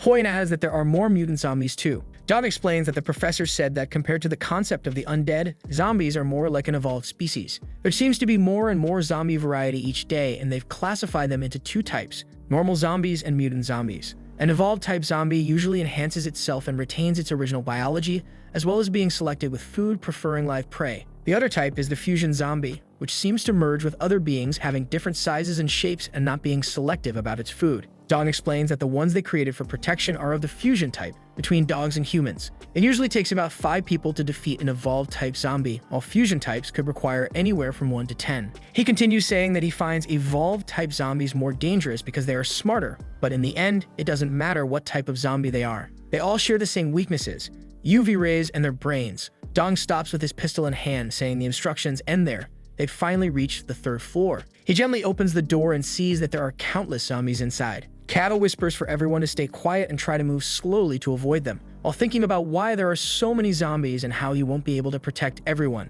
They begin walking among the zombies, trying not to make any noise and staying alert for any disturbance. One man thinks that if he had known it would be like this, he wouldn't have come, and once he's back, he'll transfer to the logistics team. He also thinks that if he makes it out alive, he can brag to Xiao Mei and the others, and maybe then she'll admire him. Distracted, he ends up letting the tip of his weapon hit the wall, making noise. The zombies immediately turn toward him while Kao yells that they're screwed and tells them to run. Huyen says they can lure the zombies to the research lab on the 3rd floor, on the opposite side of where they need to go, and that it has an emergency staircase. Kao throws an alarm clock to Yanji, telling her to use it to attract the zombies to the right side of the hall and that they'll meet again on the 4th floor. The system reports that Yanji enjoys this kind of challenging work. She promptly sets off the alarm on the clock and the monsters begin to look in her direction. Seo and Huyen run, telling the girl they'll see her later. She takes off running with a ringing alarm clock in her hands. Finally, they see the sign indicating they've reached the 4th floor. They enter and close the door, and Hoyen says they won't be able to hold out like this for long. Teo then asks Zhang what they'll do now. He says that our hero and Hoyen should go to the research lab at the end of the department. Smiling, our hero asks if he trusts them that much. Zhang smiles back and says that's how he shows his sincerity. After a few seconds in silence, Keo turns and calls Hoyen to go, catching him by surprise. They enter and ask Xiaoyu to stand guard at the door. Walking among the files, Keo asks Hoyen how his leg is, and the boy says it's nothing serious. Next, our hero asks what the boy thinks of Zhang. Hoyen asks why he's asking him that. Keo says he seems quite trustworthy, and that managing a camp of that size isn't easy. Hoyen says there's definitely something wrong with Zhang, that he seems like a version of Keo from the past. Clearly offended, Keo yells at him not to compare him with Zhang. Right after, he drops the subject and tells him to quickly find the documents because he doesn't know how long they'll last. Hoyen is reading a folder while Keo reads another, and both say almost simultaneously that they found what they were looking for. Then we see Zhang's group standing at the door waiting. Hoyen comes shouting that they're back and got the documents. Zhang smiles and says he didn't expect everything to go so well. Keo shows the backpack saying they got all the documents, while Zhang can't believe they could get all of them. He thought only a few would remain. He picks up one of the books while asking the boys if they really got the right books and whether they made sure of it. Seo hands him one of the books, saying the serial numbers are all correct, so there shouldn't be any problem. The man then says it's okay and they can return. A small tremor catches his attention. Seo wonders if it's the walls, but soon realizes it's the ground. Out of nowhere, the floor explodes, sending everyone flying. Kao manages to shout for Hoyen to protect his head. Our hero wonders if it was Yenjie who did that and whether she found his strong enemy. He finds the girl in front of him and asks if it's an enemy. Right after, he sees what seems to be a fusion of several zombies into one and wonders what the hell that thing is. Kao observes the creature and says it looks very strong and they have to finish it off as quickly as possible. He tells Yenjie, who is holding a stone above her head, to aim for the zombie's face. She then throws the stone toward the zombie, who tries to remove an iron bar from its chest. It finally seems to succeed in pulling out the piece of iron. Then a huge cloud of dust rises. Seo says that if they had arrived a little later, it would have already completed the fusion. Then we see a new type of zombie with 3 heads and 6 arms. Zhang quickly tells his 2 experiments to attack the enemy. The experiments then fly toward the new enemy. The enemy easily grabs one of the experiments with 3 of its hands. In the next second, it not only explodes one of the experiments, but does the same to the other. Kao activates collaboration mode and tells his zombie girls to attack and not let it fuse further with the others. Xiaoyu quickly jumps on the new creature. The creature opens one of its mouths and emits a terrifying scream. It also charges at great speed. In what seems to be less than a second later, it's beside Kao. It delivers a powerful blow to his face. Our hero is thrown several meters away by the force of the hit. The boy says he barely managed to be fast enough to block the creature's blow and wonders why it is so fast. He can barely recover from the hit when the creature is already on top of him again with its mouth open. But this time, Yenjie comes with a piece of stone and manages to hit the creature from the side. The power of her blow is also very high, sending the creature crashing into the wall on the opposite side. Kao says that monster is too strong and he needs to focus, but the others are still there. So he decides to call Zhang, who is helping the other survivors. Our hero tells them to leave first, not wanting Hoyen to end up dying there. Zhang says there's no way he would want to leave first. With his sword on his back, he tells Zhang to go now and not delay the vaccine any further, saying he's not going to be dragged out of there. The man then pauses for a few seconds, looking seriously at his friend. Then he decides to respect his friend's decision and tells him to return soon. After some time, Kao sees that they finally left and says he doesn't want them to see what's coming next. Yenjie throws something at the creature again. Then Xiaoyu strikes the creature in the chest with all of her strength. Moments later, the creature begins to regenerate the area hit by the 2 zombie girls. The creature lets out another terrifying scream. Kao thinks the monster recovers too quickly, and they need to deal enough damage in one blow to defeat it. He notices that Yenjie's arm is injured and she can't throw stones anymore, and Xiaoyu's ability cooldown is too long. Kao starts thinking and seems to come up with an idea about what to do with Xiaoyu's cooldown. Then he closes his eyes and says they have to try that. He then yells for Xiaoyu to activate her Violent War God ability and Heavy Slash at the same time. The zombie girl promptly obeys and activates both abilities. A huge red glow begins to emanate from Xiaoyu's body. Then the girl starts coughing, suggesting that using both abilities is too much for her body. Kao then says she doesn't need to overdo it and tells her to get out of there quickly. The zombie girl lands a blow on the mutant creature, leaving a massive hole in its body. The mutant creature begins regenerating almost instantly. Kao sees that she did it, but the power isn't enough. Then he notices her stance and wonders if she can already use the ability again. He then wonders if while she's under the effect of Violent War God, her other ability has no cooldown. The girl wastes no time and attacks furiously again. Kao is shocked to see the damage she's causing. The girl continues to attack the creature non-stop. A crack appears in the floor. The crack begins to widen at a dangerously fast rate. The floor can no longer hold and explodes. Seconds later, we see her standing atop the rubble. Regardless of her effort, she remains expressionless as always. Ko says that Xiaoyu went way overboard and that the entire building is about to collapse. He then calls both girls to leave. Next, he notices that Xiaoyu has collapsed on the ground. He says she passed out from exhaustion after using that combo. The energy consumption is way too high. He says that Yanji has an injured arm and won't be able to help, and saving herself is more important. The system reports that Yanji refuses to abandon her companions. Ko doesn't allow any questioning, saying that was an order. Looking straight into Yanji's expressionless eyes, he tells her to trust him. She then stands there staring at him for a few seconds. Then she decides to obey the order and runs off. Our boy then breathes a sigh of relief. He decides to switch Shoyu's collaboration mode to Yanji, saying he's already tested it and only needs to be at least a kilometer away for it to work. The system then reports that the collaboration mode was successfully switched. The boy then starts to run. Part of the ceiling begins to fall around Shoyu, who is lying on a rock in front of him. The ground begins to collapse and Shoyu's body starts sliding into the hole. Her body begins to fall and Ko jumps after her. We then see his hand catching the girl's hand in midair. With his other hand, the boy grabs onto a pipe. Then we see him hanging, holding Xiaoyu with one hand and the pipe with the other. She starts to wake up slightly and he notices it. Our hero smiles at her, saying he caught her so she doesn't need to worry. He adds that he will never let her go. Then he says, unfortunately, the situation isn't very good for a conversation. He lets go of the pipe, picks up the girl in his arms, and says they need to get out of there. They fall to the ground, kicking up dust. The boy then starts running at astonishing speed while carrying Xiaoyu. He runs down the stairs and passes through a completely devastated area. As he runs toward the exit, the ceiling begins to collapse around them. Our boy focuses and says there's just a little bit left. Then he sees the door and the light from outside getting closer and closer, and suddenly he wakes up in a bed full of bandages. He then complains about the pain of waking up so suddenly. Hoyen is at the foot of his bed and tells him that it's been 2 days since Zhang returned and saw him carrying Xiaoyu out of the building. Ko then realizes and asks how Xiaoyu and Yanji are. Hoyen says the girls are fine and that they're outside while we see children having fun together with the zombie girls. Our hero then asks if they were examined and thinks that he was careless. If they were examined, the secret that they're zombies would have been exposed. The boy smiles back and doesn't answer. Then he says not to worry because he didn't let the doctor examine them. After all, his wounds were more severe. Next, he says that since the boy is full of energy, he must be fine and that he will go help in another area of the camp. Ko then smiles and thanks Hoyen for the help. The boy leaves the room saying there's no need to thank him for anything between them. After the door closes, our hero remains still, deep in thought for a while. He finally breathes in peace, saying that Yanji and Shoyu's identities weren't exposed and their injuries aren't serious. Then he opens the system window. He starts reviewing everything he gained in mission status and so on. The system reports that Shoyu's loyalty points to the company have reached 99%, and he will receive a memory fragment on the next roulette spin. Then he sees the system window asking if he wants to confirm the roulette spin or not. We then go to the scene of our hero accepting the roulette spin. He says he really did it, so when loyalty reaches a certain number, he receives a memory fragment. He wonders if the system wanted him to see what it's like to max out an employee's loyalty points, and then says it doesn't matter. Our boy touches the memory fragment and a strong glow appears before him as someone says that all that's needed is internet access. Then we see that the combination of augmented reality, virtual reality, and 3D come together to create a virtual world. The voice continues, saying it's more than just an app. From now on, it will pave a new path for games and other applications too. Our boy is in front of a door. He opens it a crack and hears that even if there are risks in that project, they're worth it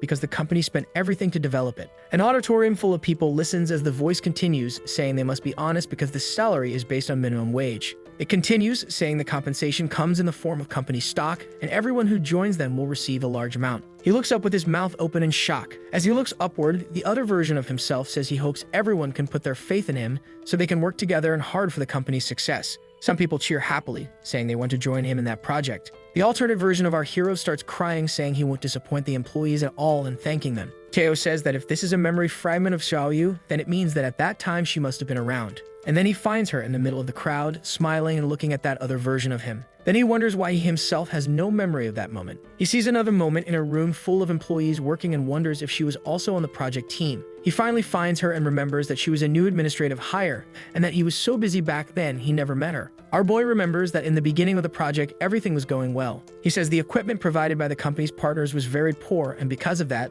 the project's progress came to a complete halt. He thinks that they could have simply solved the problem, but the other directors decided to suspend the project entirely. Our boy remembers that shortly after that, he went with Zhang to negotiate with them. In his memory, he tells Zhang that if they agree, they could get a new contract with a different supplier and the results would come quickly. A man sees Cao opening the door and asks what he's doing there. The man continues, saying that if he's there to talk about the project, the decision to suspend it has already been made. but our hero asks for a few minutes to explain. He starts by saying that today he's in 70% of cloud gaming services, and that if they start development now, they can soar in the coming years. Teo then goes on to explain his dream of creating an entirely new world using current technologies, calling it the metaverse. Our girl says that this is the foundation of the company, and that they only need to solve the supply issue in front of them, and then the future will be bright. One of the directors then asks Zhang if he thinks the same way. They exchange a look, and our boy nods to him. A few seconds pass, and Zhang says no, that he agrees with suspending the project, and that this way there will be no losses. Seo, trembling and shocked by the news, asks what his friend is saying. Zhang then says he didn't expect the company to reach such a serious state, and that he feels it was due to his excessive trust in Cao.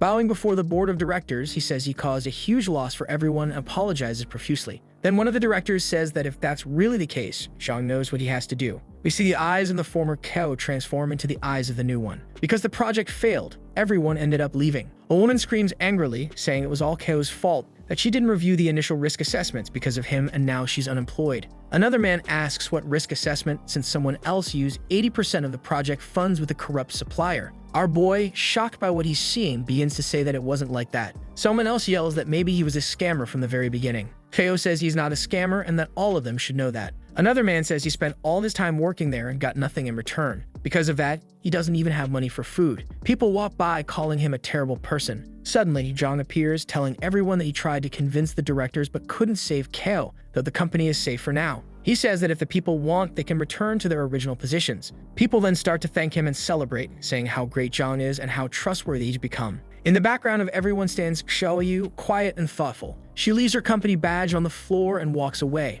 Our hero then returns to reality, exiting Xiaoyu's memory fragment. Trembling with rage, he wonders if it was his fault for starting the project carelessly. He asks himself if he was the one who decided to invest all the project's money, cutting off the financial flow. Kao continues to question whether there really was no hope for the project, and if that's why Zhang pushed him out to save himself and called him trash. The system then informs him that he has a new mission, to go to the company and apologize to his former employees. He puts his hand over his face and starts crying, thinking that maybe it really was all his fault. Our boy exits Xiaoyu's memory fragment world. The world closes behind him as he looks down in sadness. As he barely touches the wall, the system tells him to go directly to the mission location, and that a special effect will be applied during that mission. His voice trembles as he feels the negative effect. His whole body is wrecked, and even his mind and heart feel damaged. He says it seems like he can't postpone this mission, that he needs to fix things and go now. He tells Yenjie to stay there and wait for him, but to protect herself. Then he reveals to her that he still feels like there's something strange about that camp. Next, we see the abandoned buildings of the city as he finishes the sentence,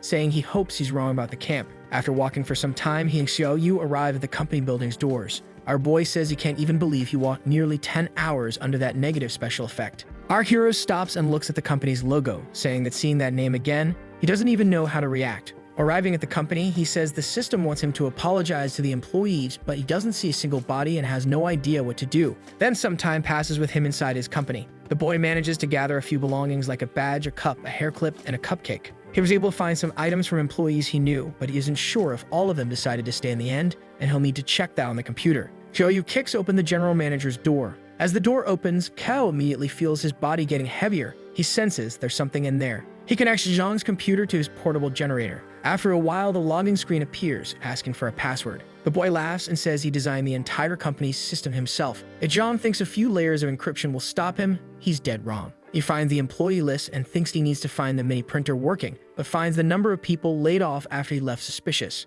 Then he finds something strange and wonders what it is. Our hero finds a folder with files about Zhang's parents and wonders, didn't he hate his father? Curious, he decides to open and decrypt the file. He finds several files, market research, employee terminations, and risk evaluations that are different from what he remembers. Our boy finds a file with the name of the company's corrupt supplier. He also finds videos and documents registering the company's equipment along with the cancellation fees. Kao connects the dots, that the legal representative of the corrupt supplier is the same person as Zhang's secretary. The boy remembers it was precisely because of a supply problem that he was cut off, but the one responsible for everything was Zhang. He recalls that even Xiaoyu, the intern, received part of the company's shares, and in the end, it wasn't for the employees' welfare. It was a trap for him all along. He realizes that everything they saw before was just part of a truth built on top of lies. He finally wonders if that's why the system wanted him to come here, to uncover the truth. Kao drops to his knees under the weight of the revelation. Feeling sick, he leans against the wall and tells Xiaoyu to hand him the tablet once the video finishes extracting because he needs to see it. Our boy walks to the door with a very bad feeling about all of this. Looking outside, he sees a pile of bodies merge into a shapeless mass, with many employee badges. He asks himself how things ended up like that and then puts his hands on his head. Countless thoughts flood his mind, memories of employees wondering why this was happening to them. He says Zhang's original target was him, and he ended up dragging all those employees down with him when he was taken down. He shouts that it had nothing to do with them. Tears begin to stream down his face as he cries, begging for their forgiveness. Suddenly, Shoyu brings the tablet to Kao with the video playing, where a person asks if that thing still works. The person in the video celebrates, saying it really does work, and introduces herself to our hero as Liu Xuaner. Then Liu says the team members had some things to say to him, but they couldn't reach him, so they had to rely on manager Zhang. A man says there's only one thing he wants to say: stop being careless. Another man cuts in saying he didn't think Kao would get fired so quickly and couldn't even find him to punch him. Then another employee says she saw him begging for a loan at the bank. A girl in the video says she has an aunt who works at the bank and might be able to help him, but that doesn't mean they've forgiven him. She continues in the video, telling him to start over and pay them back, and that this time he shouldn't make the same mistakes. Several people in the video tell him to start again and make it right. They say he can't give up, and many of his former employees wanted to be in the video to speak to him. Many of them say they haven't forgiven him, and our hero, with a trembling voice, responds that he knows they haven't forgiven him. He puts his hand on Shoyu's head and says that before being forgiven, he cannot die in that place. Our hero says that he still has scores to settle with Zhang. He leans against the wall, smiling, and tells Xiaoyu to stay there. He'll handle the monster alone. As he opens the door, still smiling, he says he'll finish it real quick. The system reports that the collaboration mode for the Violent War God ability has been activated. We see the mass of employees standing still, wearing a little tie. Our boy draws his sword and says it's time to let them rest in peace. With his other hand, he closes the door, leaving Xiaoyu inside the room. The mass then leaps at him, and our hero leaps for the mass, sword in hand. He delivers a vertical slash straight down the center of the mass, splitting it in two. He then sees a badge with the name Li Kishing and remembers they created the initial structure of the project together, always working overtime back then. Grating his teeth, our hero says he still owes the guy a lunch. He slashes again, this time horizontally. Another badge. This one says Zhang Wend, who always cried whenever they had to kill bugs, and Kao wonders if he ever got that hair transplant he wanted. He says Zhao Zhang always worked like an immortal whenever he had an idea, without drinking or eating, and asks if he remembered to take his stomach medicine. As he lands another blow, he remembers Fu Ligo, who always brought in coffee. He continues cutting through the mass, remembering his employees as we see their badges flying through the air. He remembers that everyone worked hard back then, and that all they needed was to take that final step for all to succeed. Charging toward the mass, he thinks again. It really was just one small step away. Our boy continues slicing and executing the mass over and over again. Kao stares ahead with a serious look. He apologizes to everyone as he sees the badges of his former employees falling to the ground. Our hero reaches out and picks up one of the fallen badges. He thanks them again in the middle of the rain of badges. He laughs and says it was only because of their forgiveness and blessing that he was able to return to life as his true self. Xiaoyu then slightly opens the door and looks at him. The system reports that she was worried about him and secretly decided to watch over him.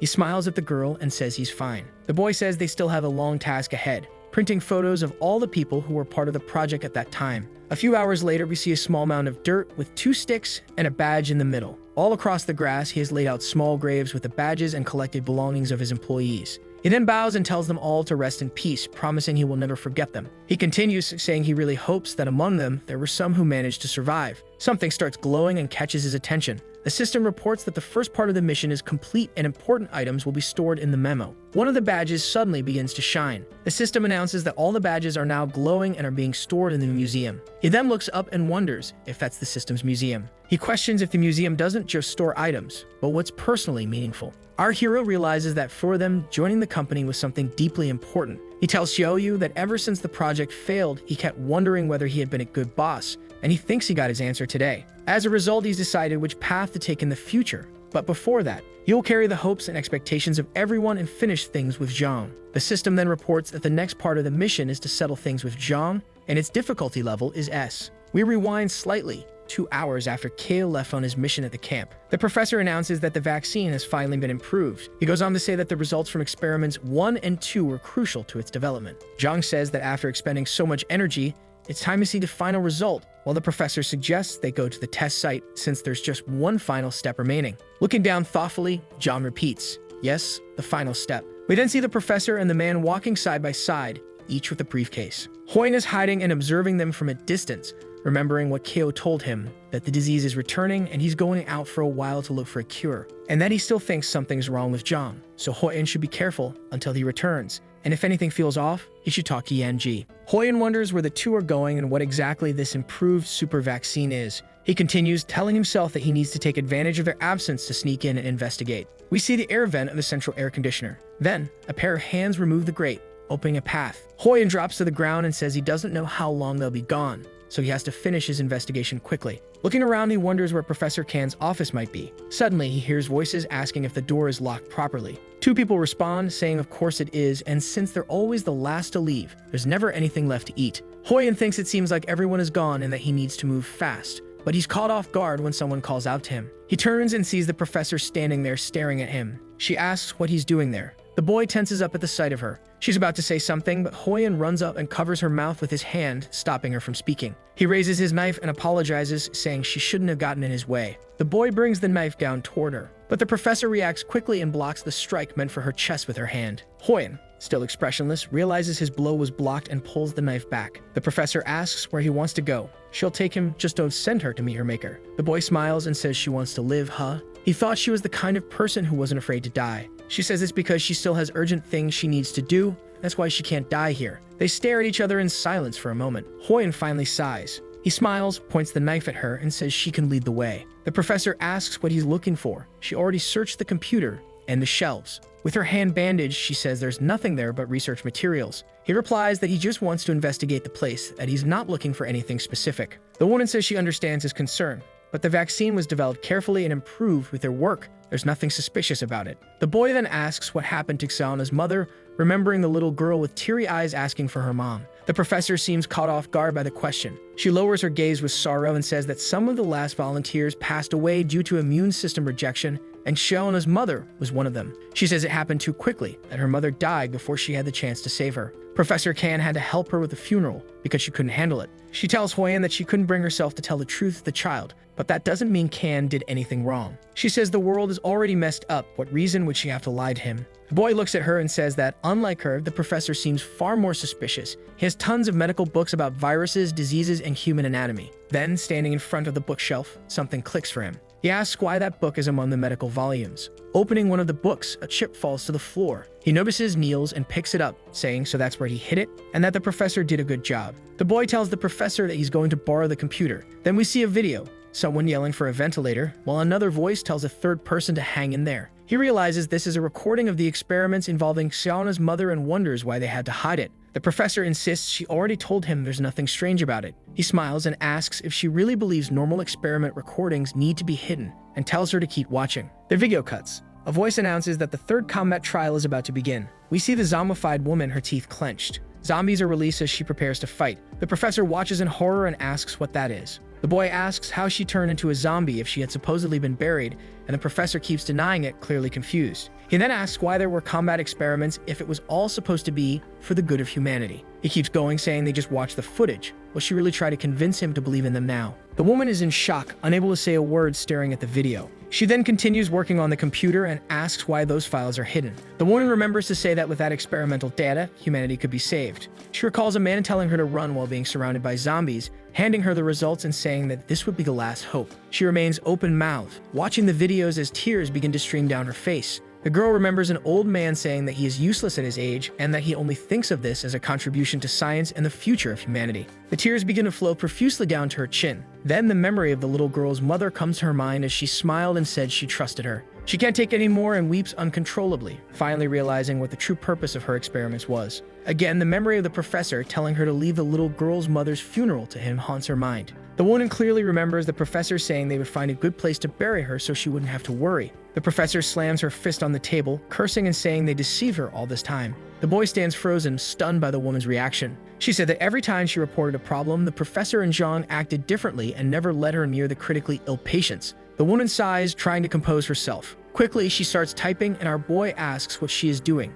She holds a hair tie in her mouth while saying that since they want to make biological weapons using the sacrifice of so many people, the woman says she is going to destroy that place completely while tying her hair into a ponytail. The boy asks if she isn't going to make a copy because the vaccine is not complete yet, and the woman says she has already saved the necessary data. Confidently, she says that all the data she needs is in her head. The boy smiles gently and says she is no longer his hostage. She smiles and says they are now accomplices. The woman says time is essential, and while he burns the physical copies, she destroys the digital data from the computer, and the boy agrees, saying it sounds good. Suddenly, they hear a voice saying it's strange that the door won't open and asks who's in there. Startled, Hoyen looks back and wonders if they have already returned. We hear the sound of people desperately trying to open the doorknob. Dong tells the professor that someone must be inside and tells him to break down the door. The professor tells Hoyen to hold the door because all she has to do now is execute the delete command, and then it will all be over. The boy shouts, begging her to hurry because he won't be able to hold on much longer. Suddenly, we hear a loud crash and the door bursts open. Jong and the professor are surprised to see Hoyen on the floor behind the door.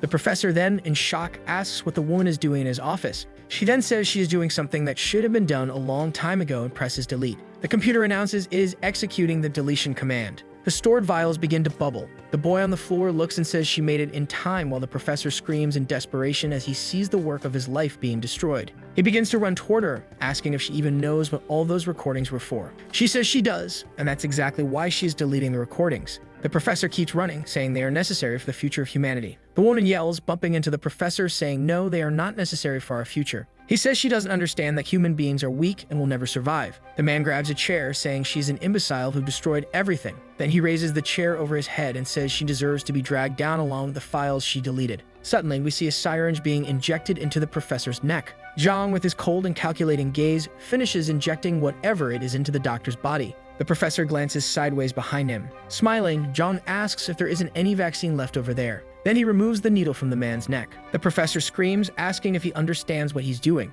Smiling, he says the professor should have saved that dose of the super vaccine he was developing using personal combat data. He then finishes by saying he will store it using his own body. The professor starts trembling, cursing the man with a shaky voice. Hoyen then asks why Zhang developed that, and he says it was obviously to have his own army because he is just a mere human and couldn't survive alone. The boy then says that he's underestimating himself. The man says he should understand because some things, whether in the new world or the old one, never change. He continues saying that the path to the future is always the path of survival. He goes on to say that the strong feed on the weak, and that has never changed since the beginning of time. Only the method has changed. The weak have always served as nutrients for the strong to dominate the world. He has always had his single goal, which is to win, whether by using KO and his abilities before or by stepping over a pile of corpses now. The professor then asks if from the very first time they met, the man already had plans to change the virus of purpose. He says yes, and thanks to Professor Kan's cooperation, it became a reality. Hoyen says the volunteers were just stepping stones like Xiaomei's brother. Then Zhang asks why he couldn't use the nutrients he cultivated himself. Smiling, Hoyen says that if that's the case, then he shouldn't blame the nutrients for rebelling. Then he releases something from his hand that looks like a small grenade. Zhang closes his eyes and shouts, "Smoke grenade." He gets annoyed and says that's why he never liked Hoyen. He was always too clever. Suddenly, a hand grabs his foot. Then we see the professor saying he will never forgive Zhang. The man looks down with his cold stare. He pulls out a gun and tells the professor to stop resisting and hurry up and turn into a zombie as he shoots him. Right after, he says the professor once said he would risk everything in the name of science, and that he really believed in his talents from the bottom of his heart. The professor is lying on the floor, grinding his teeth in pain. Smiling, Zhang says that after this, humanity will remember him forever. He continues by saying that from now on, the performance belongs to him. The professor keeps grinding his teeth and cursing. His body begins to mutate as he thinks that he's going down right there and can't believe it. And if he is, then he's taking everyone with him. We see the outside of the room and hear the professor scream. Hoyen and the professor run, and he comments that they were lucky the two started fighting each other. Otherwise, they would have been dragged down too. As they leave the building, he asks the professor what they're going to do now, and she says to alert everyone at the camp because soon Professor Kan will turn into a monster. A man shouts at them, asking what happened and what they did in the lab, while Hoyen tells him to gather all their weapons. The man looks confused and asks why they should gather weapons and why Zhang would send everyone to meet God. The professor says there's no time to explain and asks him to trust her, that they need to get out of there now. The boy thinks that the moment the man gets distracted, he will kill him. Suddenly, something jumps very high into the sky. Right after, it crashes to the ground with tremendous force. Hoyen stops and recognizes the monster as Professor Kan. The people at the camp start to panic when they see a mutant zombie. One of the men pulls out a pistol and asks why they're just standing there and not shooting at the monster. Many people at the camp start opening fire on the giant mutant zombie. The zombie lets out a loud scream. It then charges at the survivors. Some call for help, others say to activate the ultraviolet rays, and others shout to run. Hoyen tells the professor that they need to hide while she asks him to wait, and he says if they wait any longer, they're going to be dragged down. She says she might know a way to send Professor Kan to have a little chat with God. The boy is surprised and asks what she means by that. In the next second, a colorful baseball bat full of nails slams to the ground. we see Yanjai remembering Keo's words, asking her to trust him because he'd be right back. She also remembers him telling her to protect herself while he wasn't around so she wouldn't be defeated. Then in the next moment, we see her with a baseball bat in hand, standing in front of the giant mutant zombie. The girl prepares to strike the monster. The zombie stands expressionless, staring at her. Then we hear a loud crash and dust rising. Survivors yell for everyone to run as fast as they can while rocks fly through the air. A little boy runs with tears in his eyes, begging for them to wait for him. We see that as he runs, huge stones begin falling toward him. The professor quickly shouts and leaps onto the boy, saving him from the falling rock. The little boy then recognizes Professor Xia.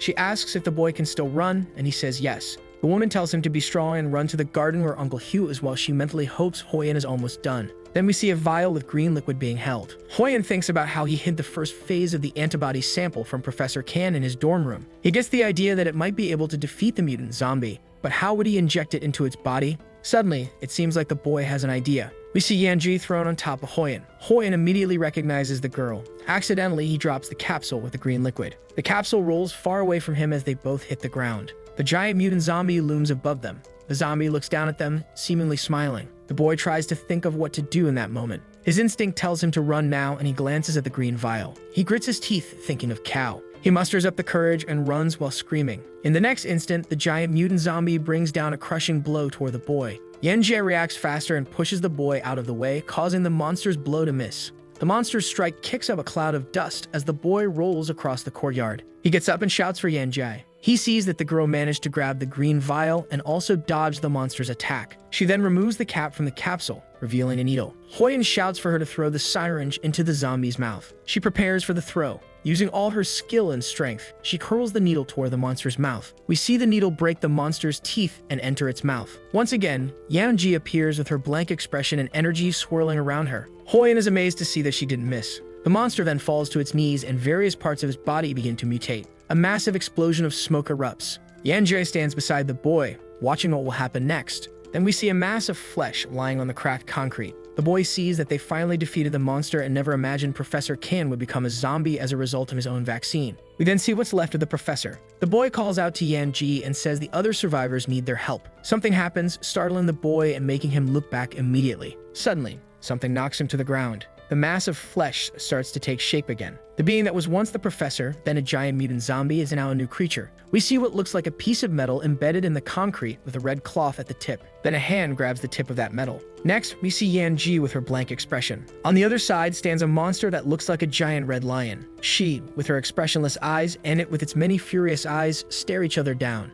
The monster charges and throws a punch. The punch hits the ground while Yanji slides underneath the monster. She quickly rises with a sword in her other hand. The girl targets a strike at the monster's back. The blow lands squarely on the monster's right knee, leaving a hole in its place. She maintains her serious look and uses the monster's back to gain height. In the air, she spins with her sword. The lion-like monster lets out a massive roar. It looks up as the girl descends with her sword for another strike. She swiftly pierces through the creature. Then we recover balance, and then a bright light appears near her face. We see her unleash a countless flurry of ultra-fast attacks on the beast. The monster remains expressionless amid the flurry of blows being unleashed upon it. Suddenly, it stretches one of its paws forward. The girl anticipates the attack and dodges. He then moves his massive arm down toward her, and she only has time to raise her sword in front of her body. The sword vanishes from her hands, and she shows a brief flicker of surprise in her eyes. The beast takes advantage of the girl's confusion and kicks her square in the face, sending her flying into the air. She feels the force of the blow but manages to keep one eye slightly open, looking down. The impact was so strong that she continues to soar. In the blink of an eye, the beast appears beside her, preparing a downward strike.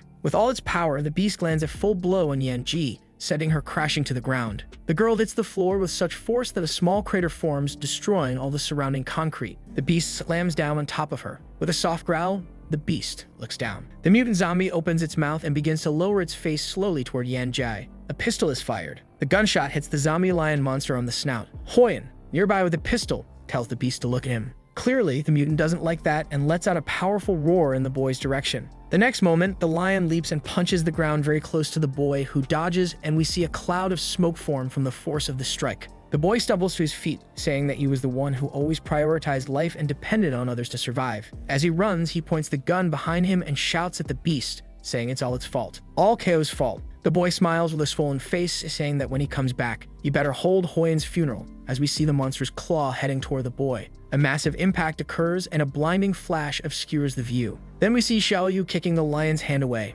Huoyan is stunned, not understanding what's happening. He recognizes Xiaoyu the moment he sees her. The monster flies back from the impact of the zombie girl's strike. Kao approaches Yanji and says she'll get better after eating that. Our hero then turns and asks the boy if he's okay, and he replies that he is. He quickly says that Zhang and his team were researching how to evolve the virus and cure it, and that the mutant was Professor Kan. Our hero tells Huoyan to take Yanji to a safe place. Frightened, he says he wants to stay because the monster is too strong, and if it's only Xiaoyu, things could go bad. Kao says that's exactly why he wants him to go. He adds that at the moment, the boy is the only one who can guarantee their escape. Huoyan then lowers his head and accepts, saying he understands. Ko glances sideways at him and tells the boy not to worry because he won't go down. The boy and Yanji slowly retreat. Our hero adds that after all, there are still other things he needs to take care of. Then we notice someone watching the entire fight from one of the buildings. Dong is at the window of the neighboring building, observing everything from above. Someone says they really don't understand the need for so much formality while standing in front of Sunnyshore's City Medical University.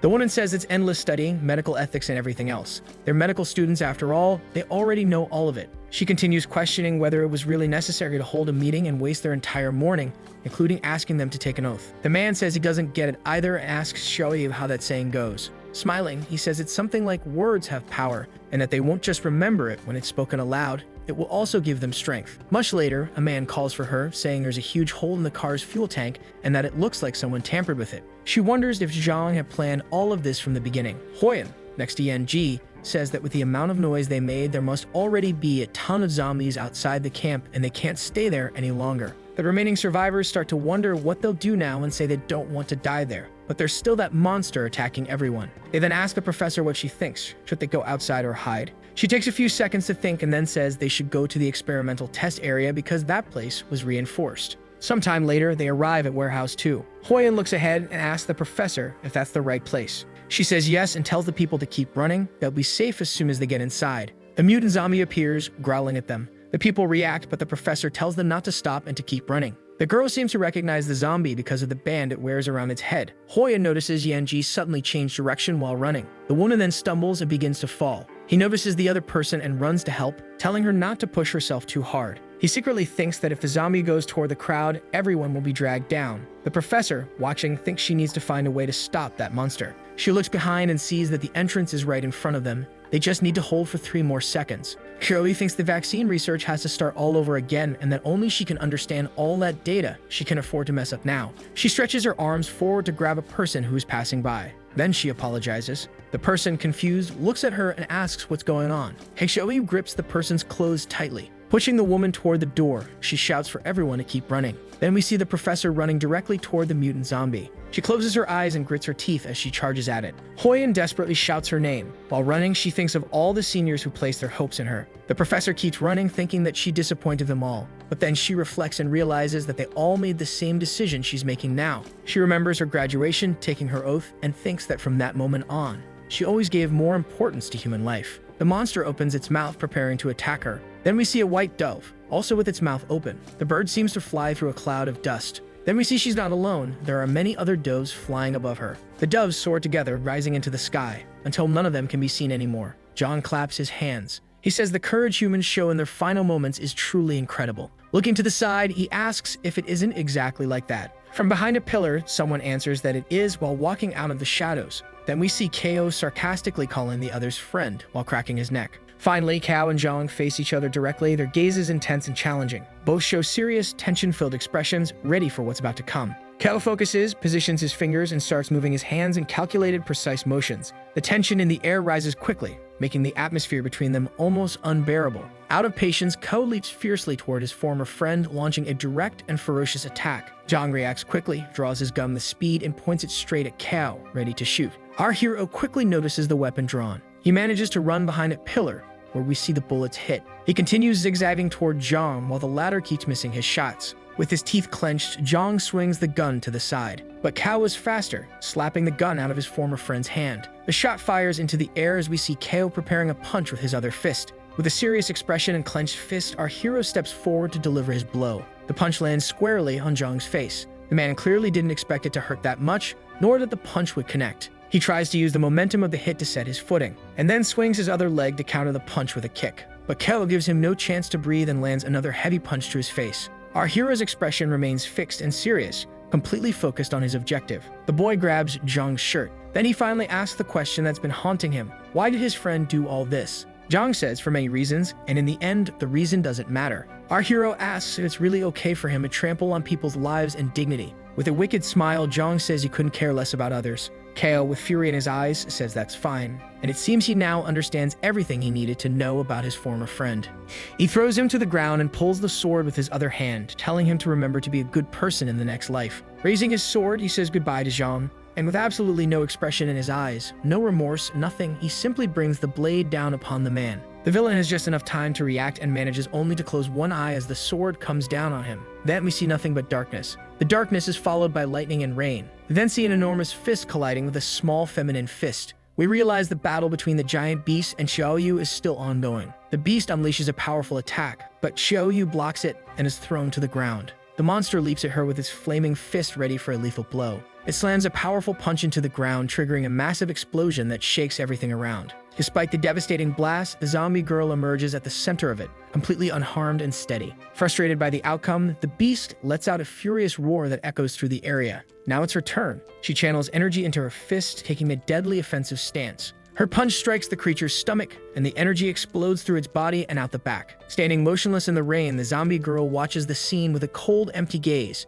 The creature collapses to its knees, body trembling, trying to stay upright after the brutal impact. Struggling to breathe, the creature attempts to recover from the devastating blow that shook it to the core. Just ahead of the creature, we see several unconscious survivors scattered on the ground like discarded pieces. With narrowed eyes, the monster stares at something in front of it, showing rage and full focus on the threat. The zombie girl leaps and lands between the monster and the other person, shielding them with her still body. Without hesitation, she charges forward again with all her might, preparing another direct attack against the massive wounded enemy. She jumps ahead to protect, but quickly notices something dangerous speeding toward her. Then everything goes silent. A loud crash echoes and a thick cloud of dust covers the scene. We return to the scene of Zhang holding the sword and calling out to his friend Cao. He says the boy couldn't win before and shouldn't dare think he could now. Then he breaks the tip of our hero's sword with his bare hands. With a menacing look, he tells his former friend not to dare take his eyes off him. A dust cloud begins to rise and our hero quickly jumps back. Then he notices a syringe with a needle at the tip, and it's empty. Zhang confirms it, saying that was indeed the final result of his research.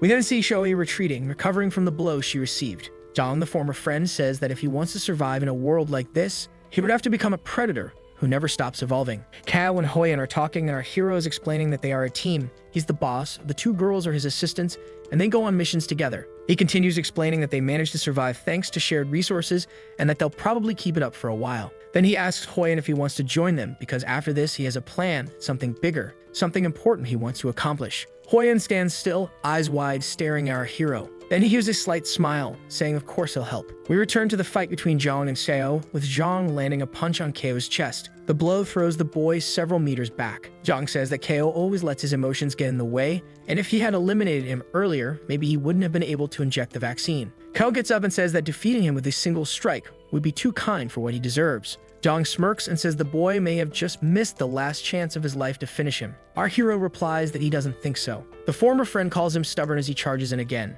Kao, now with a metal rod in hand, also rushes at him. We see the impact of their clash raise a cloud of dust between buildings. Then we see the barrel of a shining gun. Hoyan says he grabbed the weapon to help Kao, but didn't expect things to turn out like this. Zhang truly became a mutant on his own. He sees our hero being forced into a defensive stance during the fight. He also doubts that the gun can kill Zhang, but at least it might buy them some time. The problem is he only has one shot, and if he gives away his position, it's all over for him. He sweated cold as he aimed, calculating and lining up his only shot. His finger trembled on the trigger, so nervous he could barely hold it. Smiling, Zhang stood with his hand outstretched, saying this was the end for Kao. He grabbed Kao's head and slammed it against the wall. Our hero felt the pain of the impact and the terrifying new strength of his mutated friend. Meanwhile, Hoyan used the moment to focus his aim. He saw the perfect opportunity to take the shot, but Zhang looked directly at him in that exact second. Hoyan panicked, thinking his position had been exposed, just as he pulled the trigger and fired. We see the projectile speeding toward its target at lightning speed. The shot hits and Hoyan says he got him. He drops the gun and starts running, knowing his location is now compromised. Then he looks back. All he can see is Kao kneeling on the ground. Zhang is nowhere in sight.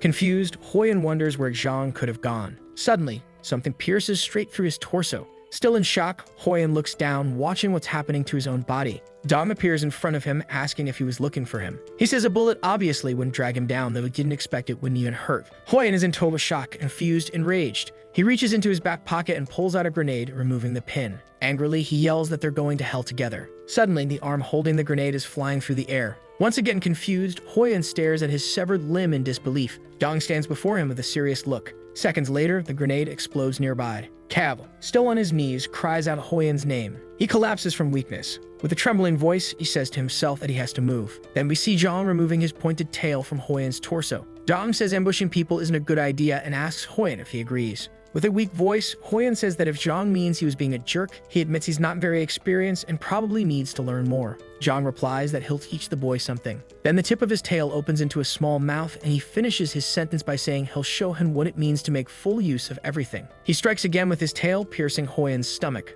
The boy screams in pain as Zhang wonders aloud if he could control someone he turned into a zombie himself. Yanji and Xiaoyu arrive on the scene, ready to face the chaos unfolding. Noticing them, the man slowly turns his head, locking eyes on the approaching threat. Yanji raises a metal bar and brings it down hard, aiming directly at the enemy. With a single swift move, the man intercepts her attack, gripping the bar firmly. With contempt, he counters the strike, saying Yanji is far too slow to be a real opponent. His counter lands squarely on Yanji's arm, twisting it with a sharp, painful crack. Even injured, Yanji simply raises one eyebrow, the faintest sign of emotion on her blank face. With brutal force, she is thrown against Xiaoyu, her arm limp, nearly torn from her shoulder. Their impact raises a thick cloud of dust that blankets the area. Kao, weakened, crawls slowly toward Hoyen, calling his name through a voice choked with pain. He tells the boy not to speak, saying there's definitely a medicine that can save him, and tells the system he wants to generate the roulette. The boy smiles and tells him to listen. He says that before the apocalypse, Zhang had set him up, and he only realized it after getting fired. But at the time, he was a coward too afraid of losing his job to warn the directors or contact Cal. He continues, saying that even though he changed a lot after the apocalypse, when he saw Zhang again, he still didn't have the courage to admit the truth. Hoyen confesses that when they encountered Zhang, he originally wanted to defeat him to avenge Cao,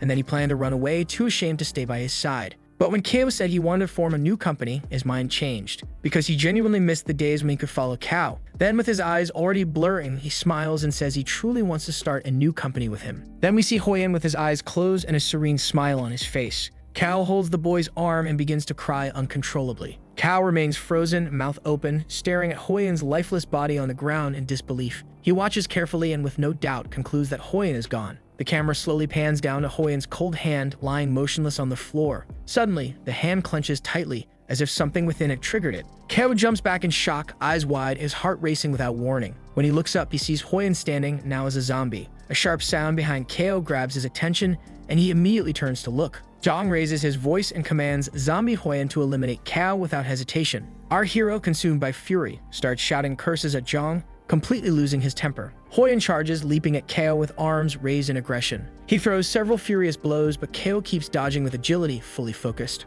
Zhang smirks and asks Kao what's wrong, why can't he fight? As Kao grimaces in pain, Zhang says that's the face he wants to see, and tells his ex-friend to entertain him more. He continues, saying that if Kao doesn't defeat Hoyen, then Hoyen will be the one to defeat him. After retreating so much, our hero stumbles on a stone. He starts to fall as zombie Hoyen lunges forward with his mouth wide open. Kao closes his eyes. Something bursts from a pile of supplies at terrifying speed. We catch a quick glimpse of Xiaoyu. She arrives just in time, placing her hand on Hoyen's face to stop the bite. Dong looks at the girl seriously and calls her an obstacle. He puts 2 fingers to his mouth and whistles, causing something to crash down behind him with great force. A monster resembling a massive bear lands behind him as he orders it to eliminate the zombie girl. The monster then leaps toward its target. The zombie girl holds a U-shaped metal fragment in her hands, using it as an improvised weapon. She uses the metal to pin zombie Hoyen's body against the wall by the neck. In the next moment, the monster appears behind Xiaoyu. She turns around with determination, ready to face the new threat. Before the monster can strike, Kao flies in with his sword, slashing at the monster's giant hands.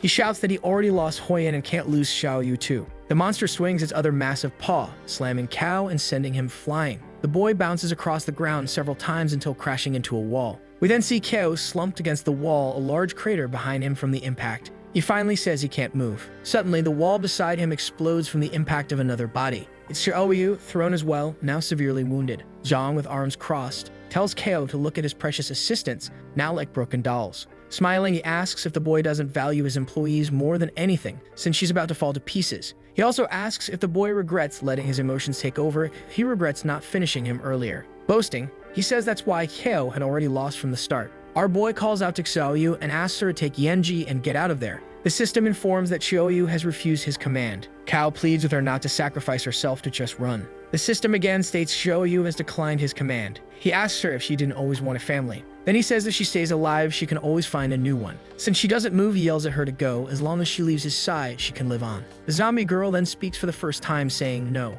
Kao is stunned. He had never heard her speak before. She repeats, no. Then she takes a fighting stance and says one word, desista, don't give up. The boy then closes one eye as a bright light flashes directly in front of his face. He suddenly sees himself standing in front of the building where he used to live. Someone behind him says they finally found him, and Kao turns to see who it is. Then he sees Xiaoyu smiling with joy, saying she finally found her boss, Kao. She pauses to think about what she'll say when she meets him. Probably he won't even remember her after all, she was just an intern. The girl starts rehearsing several crazy conversations, mimicking voices in her head. Kao starts laughing, seeing how indecisive and scattered she is. She closes her eyes for a moment and lets out a long sigh, trying to calm her thoughts. At last, she settles on a phrase she heard once, that the boss isn't doing well, so she came to visit him, hoping it would cheer him up.